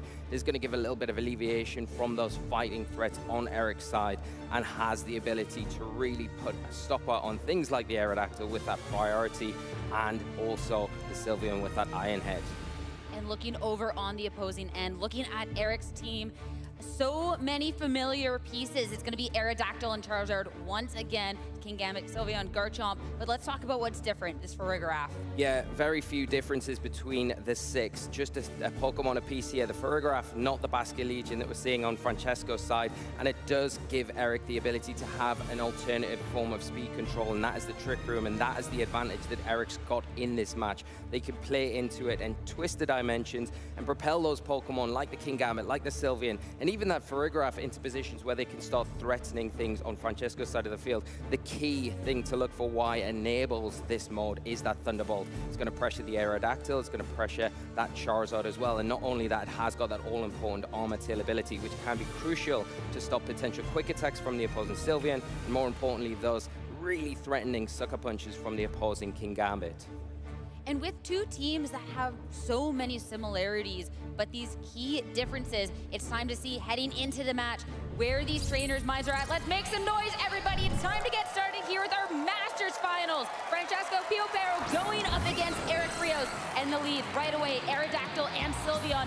Aerodactyl on the opposing end as well, next to King Gambit. Yeah, the Aerodactyl's coming out as a form of choice for both trainers. Do they both lock into this Tailwind? You want to keep pace with each other. The one advantage Francesco has it, they do have a way to prevent the Rock Slide threat on Eric's side, but you've got to expect here you spend a turn setting that Tailwind to keep pace with your opponent, so maybe the Aerodactyls are going to be tied up here.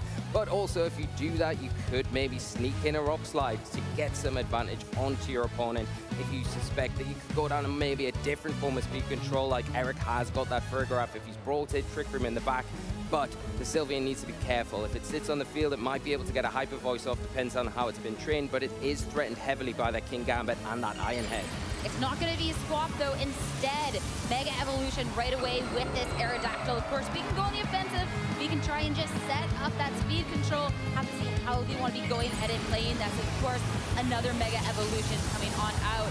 And, of course, you want to try and get this pressure off, but if you can delay Tailwind by maybe one turn and kind of stagger them, that can maybe be an advantage for these trainers. No Tailwind for either. Rock Slide right away. So much damage going on to Eric's side of the board. The follow-up, the retaliation, we will get a Tailwind from Eric. So Eric has the speed for now, but if Francesco sets it up on the next turn, it might be dangerous, but it's Sylveon, the Hyper Beam. We are going for maximum damage to be starting this one out, and that's enough for the KO on King Gambit. That's a huge turn from Eric, and what a lead, going for that Tailwind and saying, if you don't go for it, I'm going to punish it, and going for the Hyper Beam. Guaranteed knockout onto that King Gambit, taking a huge lead here. The Sylveon is going to have to take a turn to charge this next turn, but what a trade-off from Eric in this first turn. Got the speed advantage as well with that Tailwind. Especially called out, this King Gambit could have been something that pressured so much onto Eric's side of the board. And with that gone, on the very first turn of the match, sure, you have your own Sylveon to try and pressure out onto the board, but there's a lot of momentum to make up. Yeah, and the problem that Francesco has, do they go for the Tailwind here? Well, if you go for that, you're susceptible to a Rock Slide from the opposing Aerodactyl on Eric's end, so it's a really difficult one. Do you lock into the wide guard for that protection? It's exactly what we see. No spread damage attacks are going to be hitting into Francesco, so Rock Slide is going to be null and void. Both of these Pokemon will stay safe.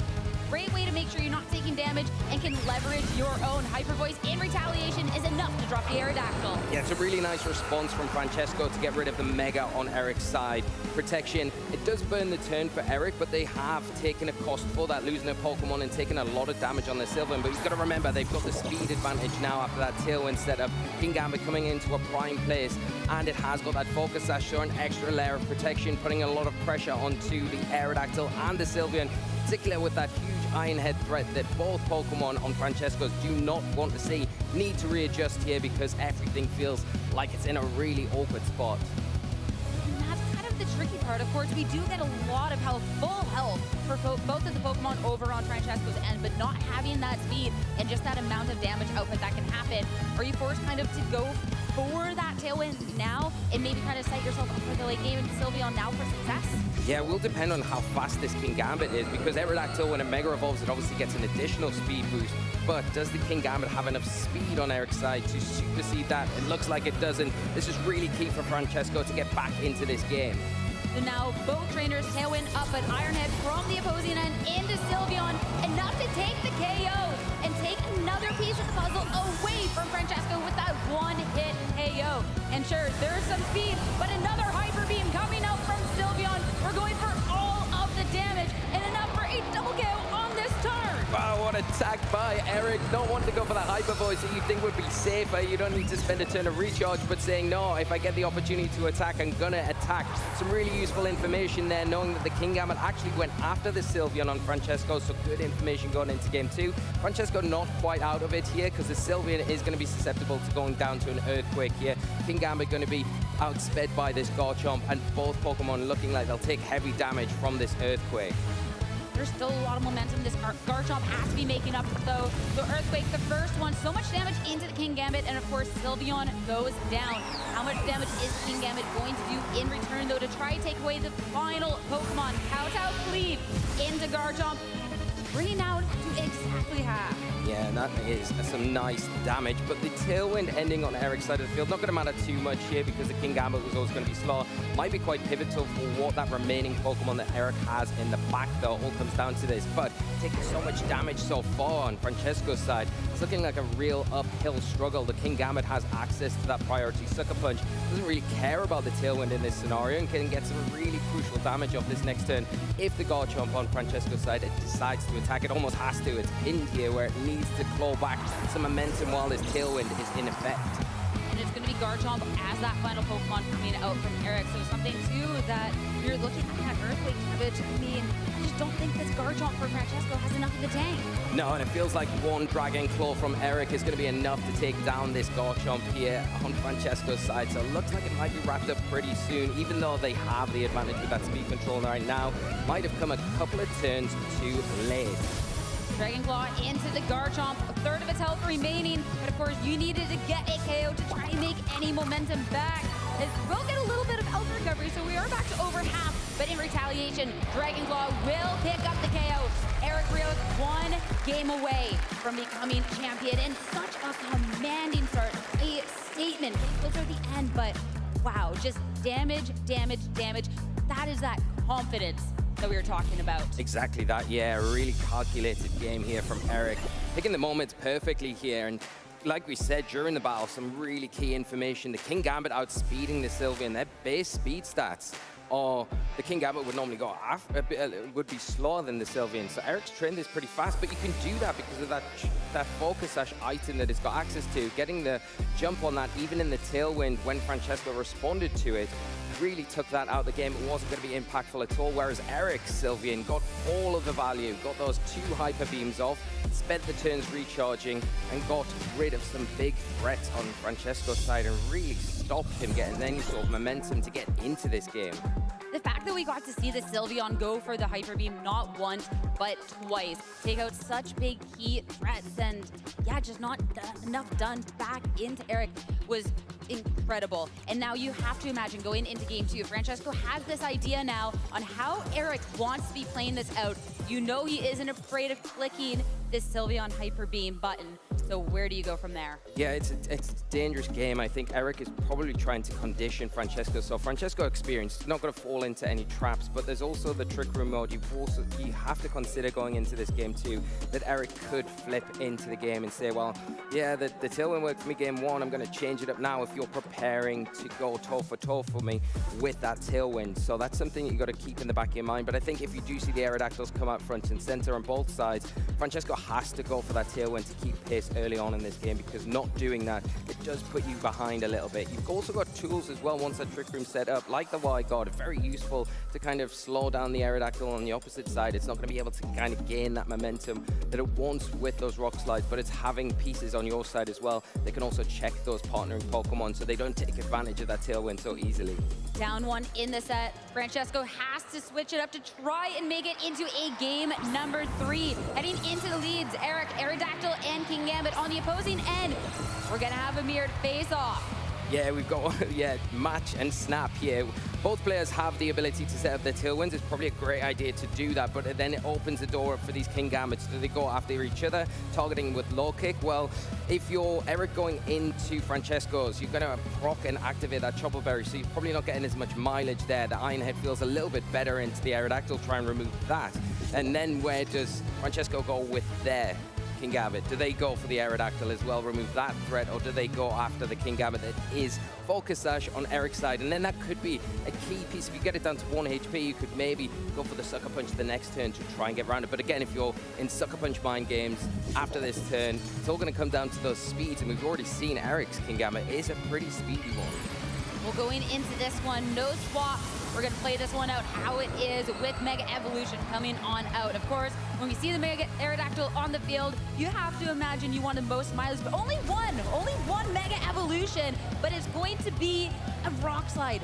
So much damage out to make sure that you're bringing it down to just a bit of health. Follow-up Tailwind from Eric, so he will have the speed, but does he have the damage with his own King Gambit? Oh. No! The flinch!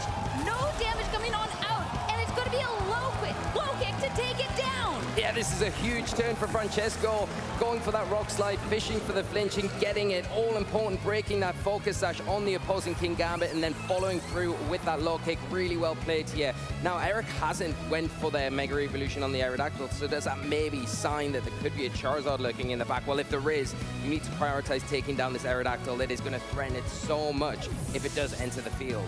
Well, Aerodactyl from Eric will leave, as instead Garchomp is going to join the fray. Sucker Punch attempt, but it will fail, as of course there was that swap, as Francesco needs to leverage his own speed, match that tailwind.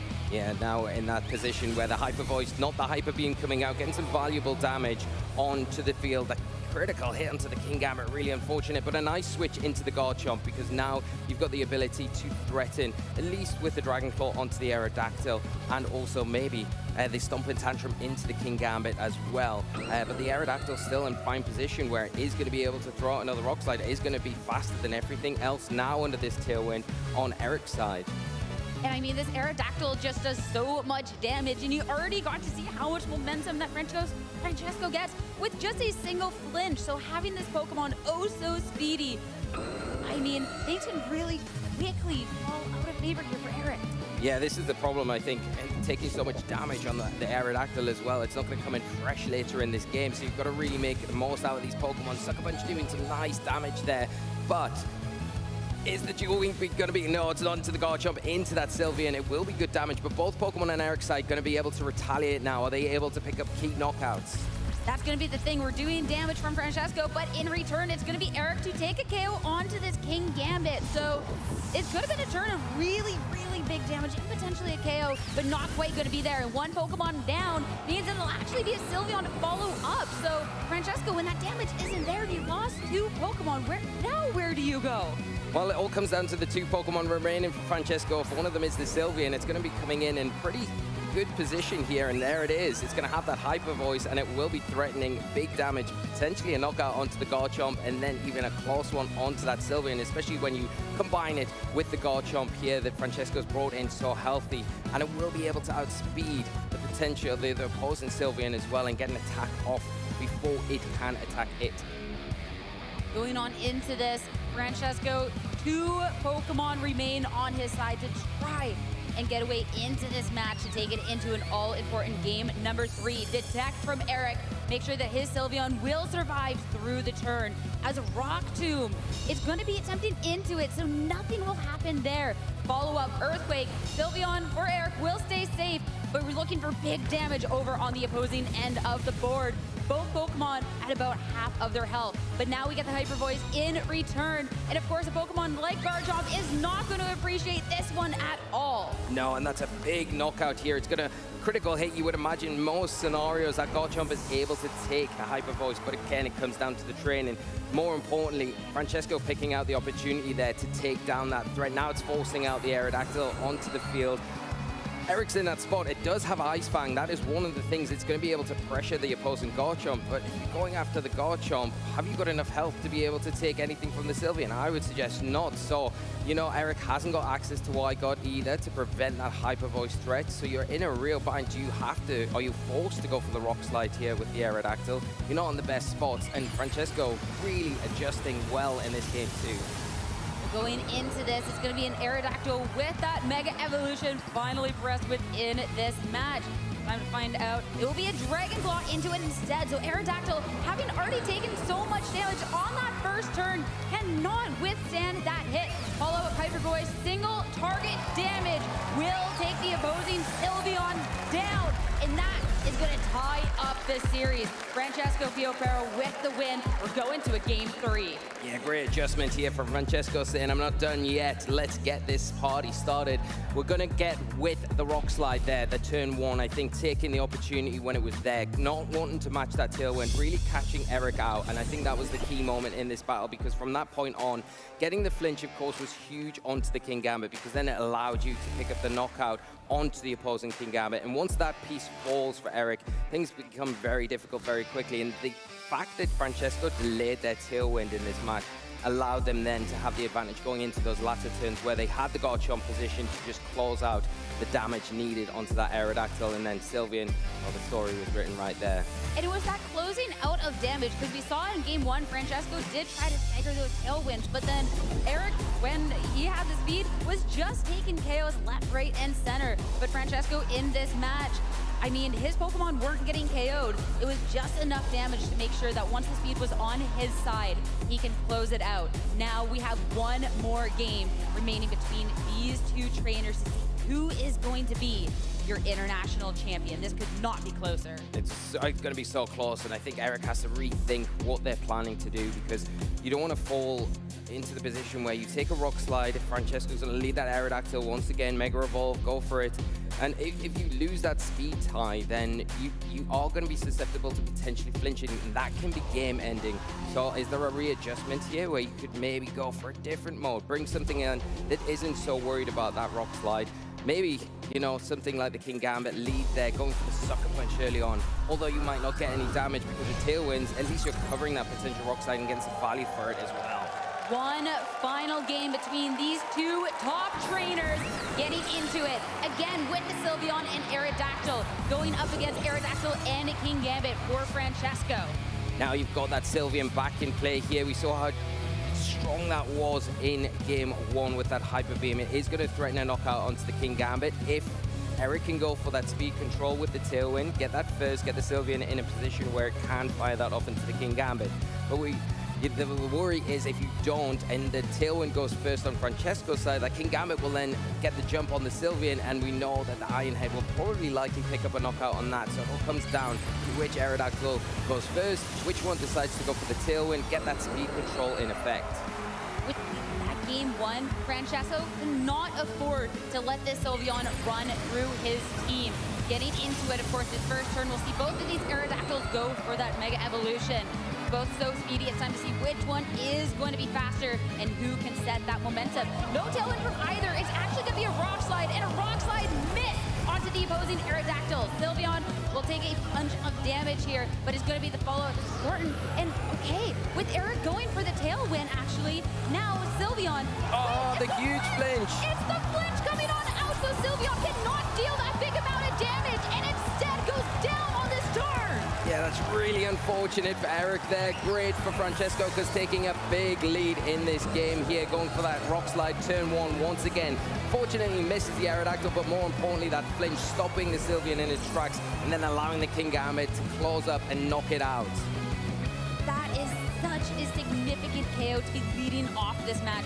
Where does Eric go from here? Garchomp onto the field is definitely a way to start getting some damage down and pressure into this King Gambit, but speed, but can you maybe go for your own rock slide flinches and maybe try and hold it that way? I think you've got to go for your own rock slides here to kind of check that Aerodactyl, because you could potentially go for an Ice Fang and then double into it with the Garchomp, but then you're leaving the King Gambit unchecked. I think the rock slide's the best option here, but there is the wide guard. You've got to consider that. That could be thrown out, especially if Francesco suspects the rock slide, the earthquake combination. So it does make life and decisions harder for Eric in this moment.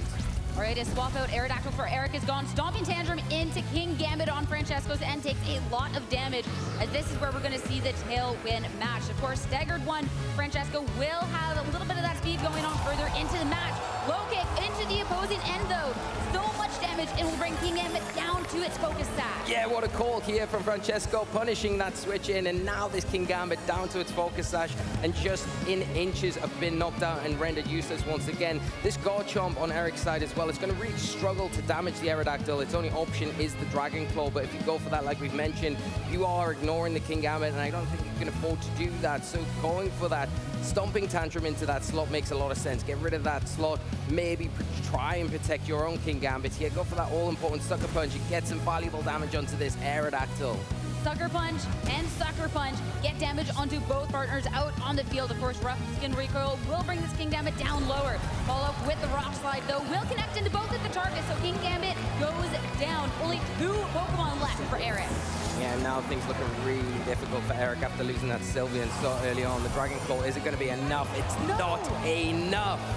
Not enough to try and get the first kill of the match. And now with only 2 Pokemon remaining, Eric has to put a lot of trust in this Aerodactyl. It does have full health, and the health bars on Francesco's end are looking really low, but you gotta get those speed. You gotta have that rock slide first. Yeah, it all comes down to which Aerodactyl goes first. And like we've mentioned before, though, there is the worry about going for rock slide. If you're Eric and that getting blocked by a potential wide guard, that gives the King Gambit an extra turn. I guess you've got the check, though, with the Stomping Tantrum. So if you're Eric, you hope you win the speed tie, you get that rock slide, you land it, and then follow up with the Garchomp with that Stomping Tantrum into King Gambit. But you're probably going to have to take a Sucker Punch for your trouble. So much damage with that Sucker Punch thanks to that critical hit. Now Ice Fang into the leverage this score. And now with the Garchomp still able to act on this turn, it looks like Eric will be able to even out this Pokemon count. Double KO. Yeah, I like the Ice Fang a lot, not wanting to get kind of caught with that wide guard, going for that single target attack and taking down that big threat. That's huge for Eric here. And now with the Garchomp, the Aerodactyl, they're in a nice position to start hopefully getting back into this game, but they've taken so much damage to get to this stage, whereas Francesco can bring in two Pokemon, two powerhouses as well that are in a real strong position to start closing this out, and Francesco is inches away.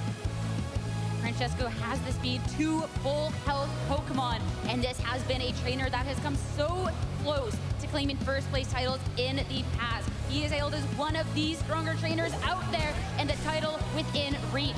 Sylveon first, that's going to be an attack. The double up, Aerodactyl goes down. This is so close for Francesco to get his first title. But Earthquake, in return, how much is it gonna do? Not nearly enough. Nowhere near enough, and Francesco still got their Dragon, their Citrus Berry intact as well. And also, where does the Garchomp go? You've got to go for the Earthquake and hope you pick up a knockout on these two targets. Eric, I don't know if it's going to be enough after that initial damage that we've seen. Going to need some big rolls. Earthquake coming out from Garchomp, not nearly enough damage. Both of the Pokemon for Francesco hold on. And with that, the retaliation, Dragon Claw into the Garchomp. Francesco Biofaro is your 2026 North American International Champion. He has come so close in the past, so close to that title, that championship title, and today he's done it. Amazing from Francesco, been so close so many times, but now able to say I am a champion and claiming this weekend's tournament in such style.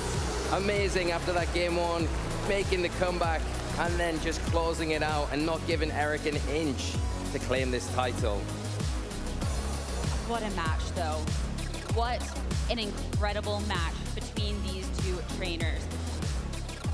We've gotten to see this matchup last year at NAIC on this stage, and Francesco lost out then. And today, he has taken down Eric Rios to become your champion in a thrilling 3-game set. Yeah, and I really, you know, after that game one where the Hyper Beam was so impactful, I really like that Francesco stayed tried and tested to, you know, their game plan. Say, I don't mind you getting the Tailwind up in most scenarios because I'm going to get a Rock Slide off. And chances are, if I do get a flinch, it's going to give me such an advantage in this game. It's going to make it so difficult for you to come back. And with those tools, it's Disposal, the Aerodactyl, the Wide Guard, always put questions, I think, into Eric's mind about what they wanted to comfortably lock into, which maybe made some decision-making very difficult. And of course, as well, you don't want to get caught in the trap of not going for a Tailwind. If Francesco changed their game plan up in game 2 and went for it, and then you're on the back foot. So I think Eric did the right things with the Tailwind, but Francesco identifying where those openings were and just clinching them. I mean, Francesco has been so locked in all weekend long, but now he's gotten that championship title. He has taken down everyone, and it's time to go hear from him on our main stage. Thank you very much. We are here with the first ever Pokemon Champions International Champion, Francesco Pio Pero. Listen to that crowd. How are you feeling? Feeling great, yeah. Keeping it consistent, keeping it cool. I love to see that. That was a very exciting set against Eric. You lost game 1, won game 2 and 3. There were some rock slides, there were some hyper beams, there was a lot of back and forth. How'd you have the composure to come back in that set? Oh yeah, after game 1, I think I had great odds of winning that game actually, but some things didn't go my way. So I was like, yeah, he has to get them again in order to win. So I just played, and yeah, if he gets it, but nope. And both of you had very similar teams, right? Both Mega Charizard and Mega Aerodactyl. A format dominated by Mega Follette. You both chose to have Sylveon instead as your fairy attacker, and Sylveon was great there. Why were you so confident that Sylveon was the right call for this event?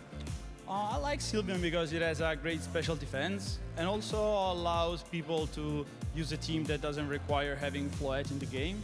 I likely have mine because I stole it from my brother, and he wants it back. So Yeah. So I didn't play it because otherwise we would have said, yeah, only thanks to my Floed, you know. But no, his win is also his. So ciao, GG. Sylveon is great because it has spread damage, and I can use double Mega, basically, because when they play Floette, I play with Sylveon using the Fairy Aura and with the Sun. So I have like double condition my Fairy Aura, because it's also mine, because like it affects all the field, and the Sun, right? So because Charizard, I think, is broken and needs to be used in most games, as many games as possible. And so like I didn't like having both Floette and Charizard, because when you don't Mega Ball Floette, it's not really a good Pokemon, right? So I like Sylveon also because Sylveon allows you to play with Aerodactyl better than Floette, because Floette is more fragile, right? So it needs a priority speed control, right? While when you play Sylveon, you can use Aerodactyl, which is broken, and you can Rock Slide your opponent, so I like that, yeah. Now, Francesco, you joined the illustrious list of Italian international champions in the Masters Division here in VGC. We talked with your friends before. We know you want to prove you're one of the best trainers in the world. You proved it here today in New Orleans. How much does it mean to you to be representing Italy in this moment? I can just say one thing. La Coppa rimane a casa! All right, last one for you so you can celebrate with your friends and loved ones. Any shout outs that you'd like to give to them? Yes, I want to shout out the friends that helped me prepare for this match this morning, first of all. So Flavio, Federico, Marco, Giulio, and Justin that were in the room with me, along Stefano, Giuseppe, and Luca. So thank you guys, thank you very much. I want to thank my team, Team Aqua, which helped me make this a reality. And most of all, I want to thank my family. I spoke with my father before this tournament. He was not sure if I should go because I sacrificed so much for this game, and he feared I was risking, you know, to go in a burnout. So for my health, he cares a lot about me, and said, Francesco, I don't know if this is the right move for you. I think it's a huge gamble. I looked at him in the eyes and I said, exactly, it's a huge gamble. And he said, the final decision is yours, and I decided to come.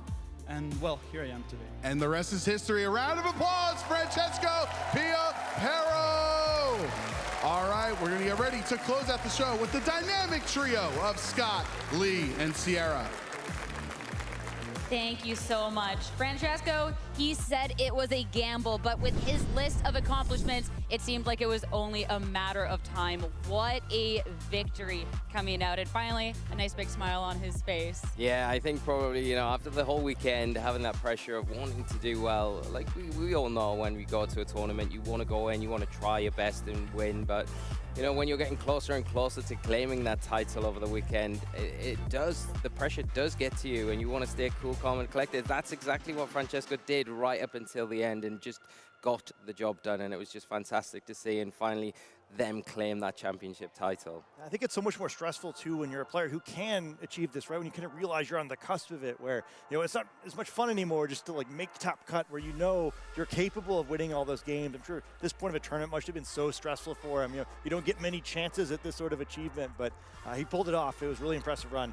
I mean, he has always been someone who's believed that he could be on that stage.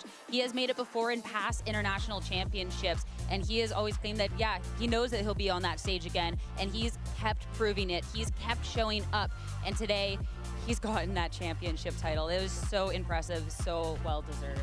Yeah, it's also great, like, seeing a player have the belief in themselves to keep going as well, and, you know, he said himself it was a risk coming out here, you know, gamble. But I think having the belief in yourself to make the trip and come and then be able to kind of pull it off is just incredible. So all the credit to Francesco, and being able to overcome a trainer like Eric in the final as well is such a huge accomplishment, because Eric's been there before in that final situation. So, you know, it is hard your first time in that specific scenario. So Francesco, yeah, amazing.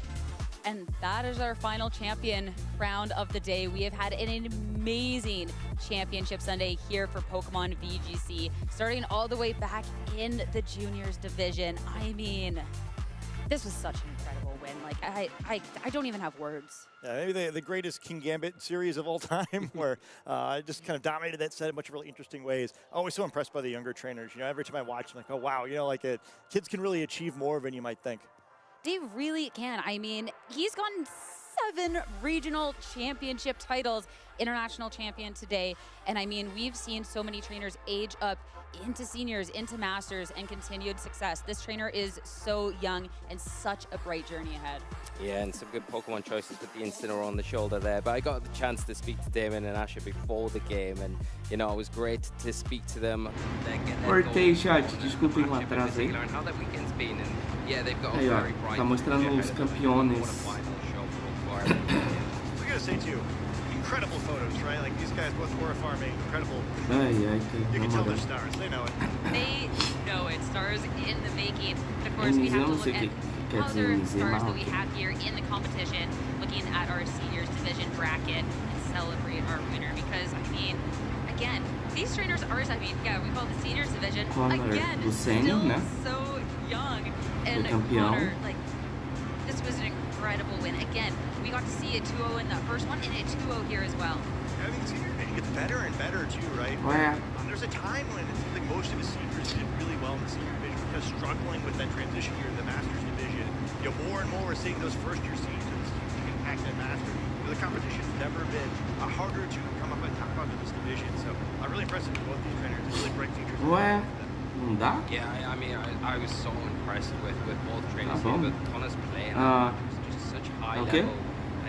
Indras Nindroid, eu traí a pátria pelo Japão no RL.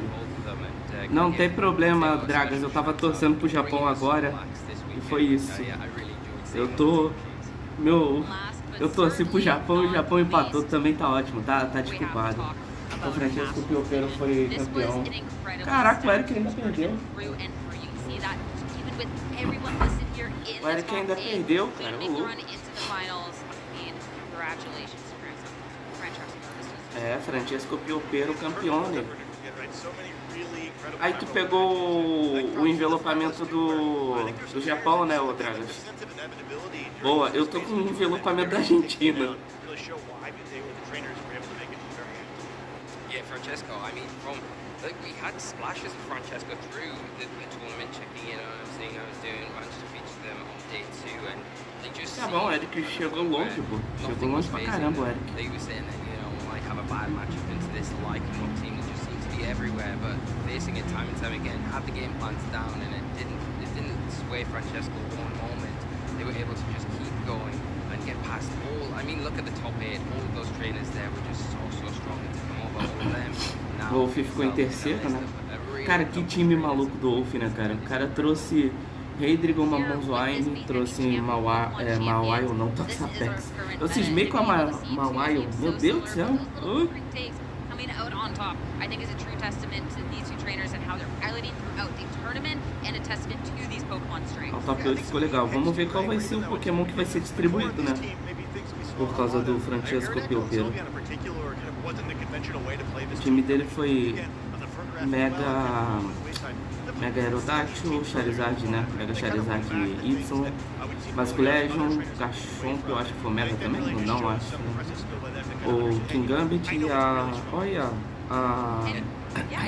Sylveon foi campeã, foi finalista e campeã de um internacional. Ó, que doido. E era as duas únicas Sylveon do top 8, isso que é doido, né? Agora eu tô jogando de Japão com a bandeira do Brasil, ouvindo Shakira. Ô Dragas, tu equipou o título? Tem que, ó, se tu quiser fazer as missões do Rocket League na Copa, né? Você tem que, as missões da Copa no Rocket League, você tem que equipar o título do Japão. Escolher o Japão e aí vai aparecer o envelopamento e o destaque lá, né? Deve aparecer, né? Japão 26 pra você, entendeu? Pra mim eu acho que apareceu a Argentina, entendeu?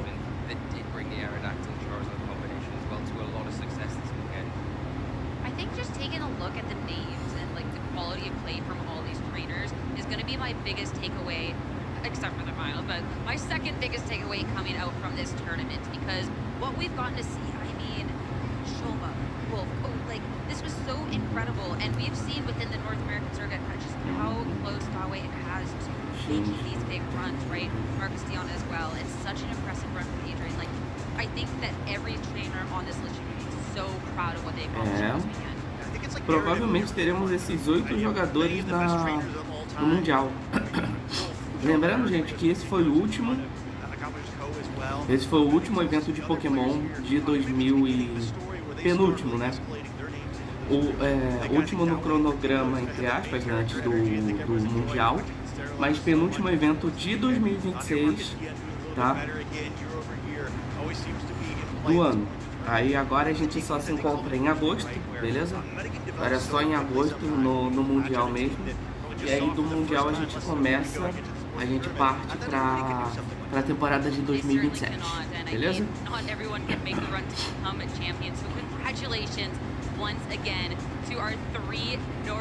Então os campeões do Naik, né? O Júnior foi o Damon Zhu, o Sênior foi o Conner Pietro Sink, eu acho que fala, né?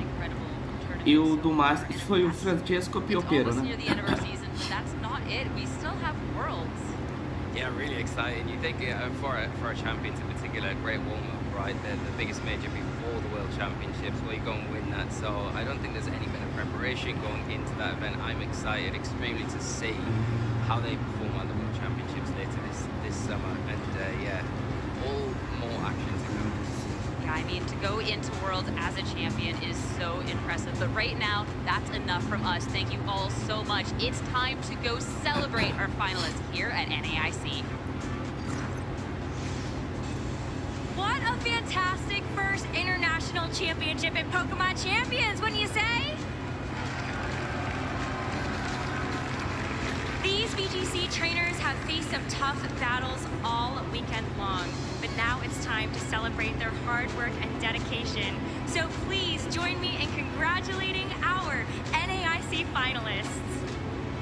First up in the junior division, our video game junior finalist, Asher Garrett.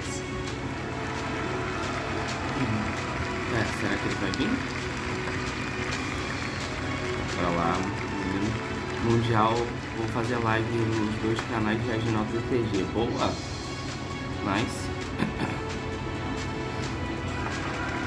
O Mundial eu vou fazer na parte só do VG, né? Now give a round of applause and congratulations to your video game junior champion, Damon Zhu!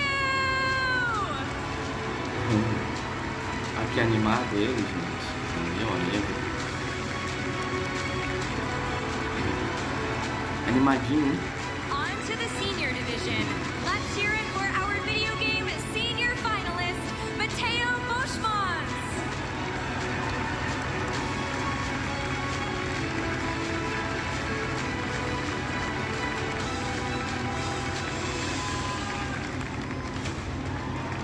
Calma, gente, vocês estão levantando antes da hora, pô. Now, give it up for your video game senior champion, Connor Petrozinski!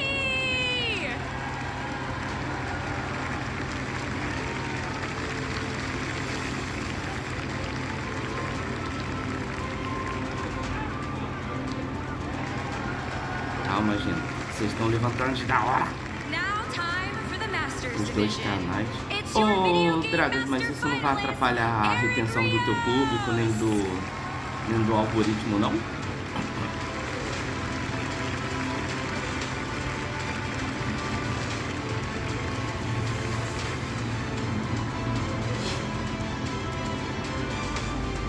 And a huge round of applause for the video game Masters champion, Francesco Piopero. Ó, o cara tá, hein? O cara tá numa... O cara pode, né? O cara tá sem acreditar até agora, eu acho. Vou só precisar de 2 chats ao vivo, mas isso eu resolvo. No caso, Dragas, eu não sei como é que tu vai fazer, né? Não sei como é que você vai fazer, porque... Não sei se vai fazer pelo PC, como é que é, porque eu sei que pelo OBS dá pra fazer multistream, mas eu não sei se dá pra fazer multistream de 2 canais do YouTube. Que eu saiba, dá pra fazer canal, dá pra fazer um live na roxinha, né, na Twitch. Ai, peraí, só um segundo. Ai, saúde pra mim. Tá, só dá pra fazer dá pra fazer no YouTube e na Twitch, simultaneamente. Agora, fazer ao mesmo tempo no YouTube 2 canais eu já não sei.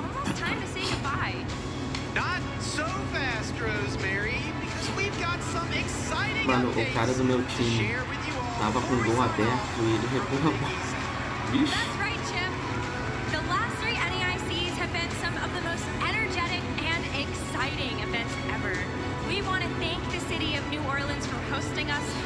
Eu nem vi eu nem cheguei a ver o do Unite, foi eu sei que tava o Genesis e um outro time, eu só não vi quem ganhou.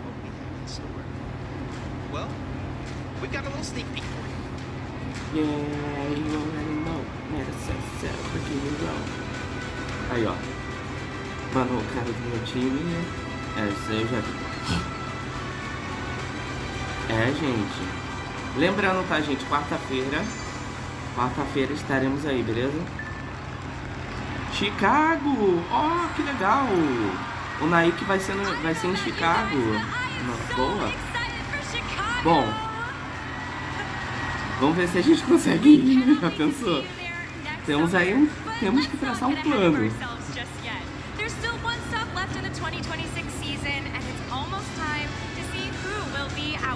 Seja como jogador ou ir no público aí pra gente ver, né? Mas vamos ver se a gente consegue ir em algum desses eventos. Vai ser em Chicago, boa. E o Laik? Vamos ver, né? Vamos ver se o Laik eu consigo. Não, mas o Laik é o quê? É em abril o Laik, ô Dragas? Eu nunca lembro. Well, it sure looks like there's gonna be a lot to do at Pokemon XP this summer.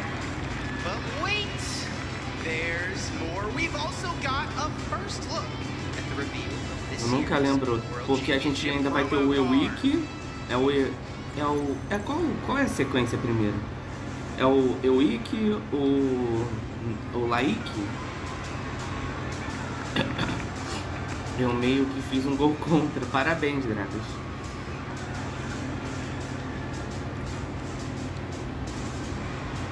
Ó, já estão mostrando uns negócios do que vai ser em Chicago lá, né?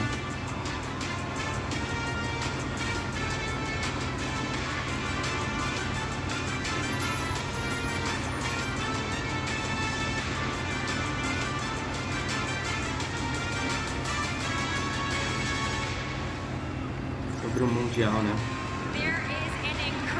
Tem uma moça com como é que fala?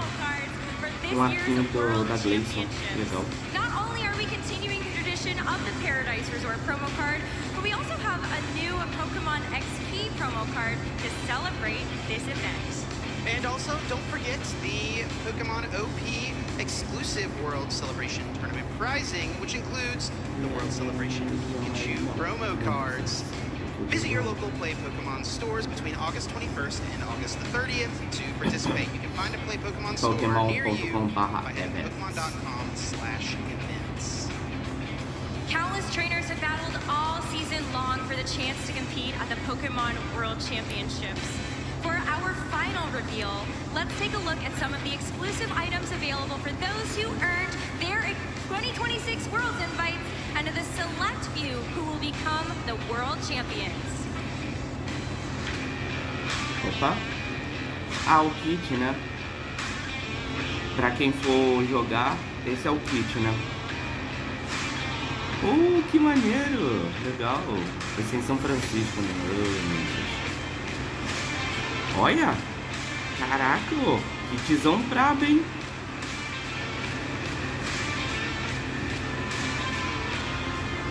Mano, isso tudo a pessoa vai ganhar? Caraca. Ou vai comprar? Eu quero saber onde vai ser o Laik. Ué, mas o Laik não é só... É em São Paulo, Dragas, até onde eu sei. O Laik eu acho que é o único que não muda, porque não tem estrutura. No máximo aqui no Rio, pô. No máximo intercala entre o Rio, entre Rio de Janeiro e São Paulo, pô. To look forward to those gorgeous white and gold items from the exclusive World Champion line.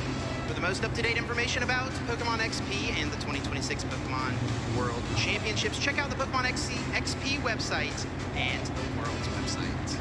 With that, it is time to say goodnight. But first, we want to thank you all so much for being here today. Whether you're here with us in the audience or you're watching from home, you are all part of what makes this Pokemon community and all of these events so special. Let's also take a moment to thank our fantastic event staff, professors, and production crews. These events would not be possible without the work that you all do. As we look ahead to Worlds and next year's competitive season, make sure that you check out Pokemon.com/broadcast and follow our Twitch and YouTube channels so you never miss a second of that action. In the meantime, rest up, keep training, and remember, as a great Pokemon trainer once said, wonderful dreams and ideals give you the power to change the world. Good night!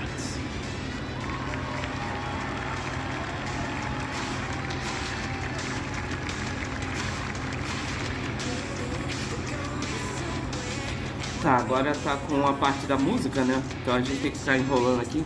Tá, aparente... Ah, foi a Ruth Dignitas, né, que ganhou. Tá, quem foi campeão do... Quem foi campeão do Unite foi a Ruth Dignitas. Beleza. Teve Gleison, legal. Gostei, minha Gleison tava aí, então beleza. Foi a Dignitas que ganhou. Beleza, ó, foi campeão. Agora eles devem mostrar o Pokémon GO, né? O GO foi o... Vamos ver quem foi o do Pokémon GO. Tem o Tetaurian e o Psyrino.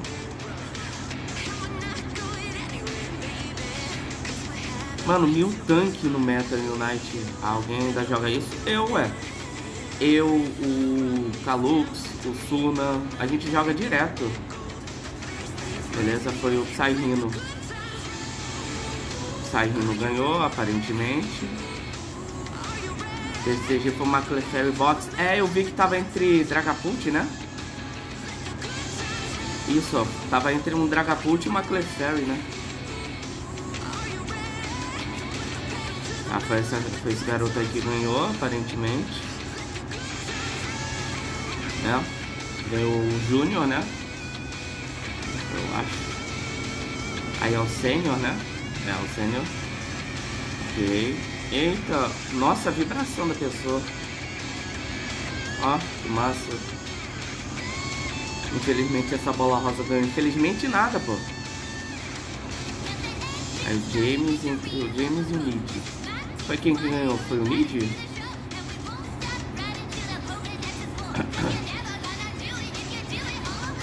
O Luke Griffin, o campeão júnior, Davi, o sênior e James. Agora eu vou jogar de Jax no Fortnite. Tá estranho de jogar com eles, ô Dragas? O que que vem no pacote dele? Aí o VG, né? O júnior. Que o Damon Zu, acho que ganhou, né? Aí foi ele que ganhou, isso mesmo. O sênior.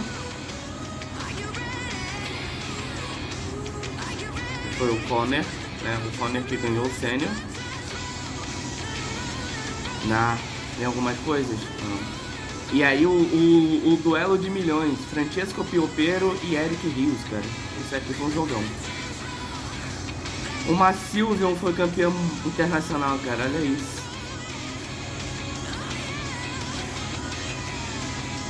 Quem diria que uma Sylveon ia? Ele mandou um sim mesmo, é isso? Que massa. Mas é isso. Não, mas o que que vem exatamente, Dragas? Vem o Jax, Vem uma mochila, né? Não sei qual é a mochila dele, que é o acessório, né? E deve vir algum gesto que ele faz, provavelmente, né? Provavelmente deve ser isso. Ok. Eu só simplesmente acelerou a moto aqui. Mas é isso, chat. Depois de 2 horinhas aí com mais do que a gente tinha lá, beleza? Eu vou me despedindo de vocês. Lembrando que quarta-feira a gente tá de volta, beleza? Quarta-feira às 7 horas tô em live pra gente fazer aqui o lançamento do Pokémon Champions pra telefone, beleza? Espero todos vocês aqui pra jogarmos uma partida pelo menos, beleza? Nem que for uma partida amistosa.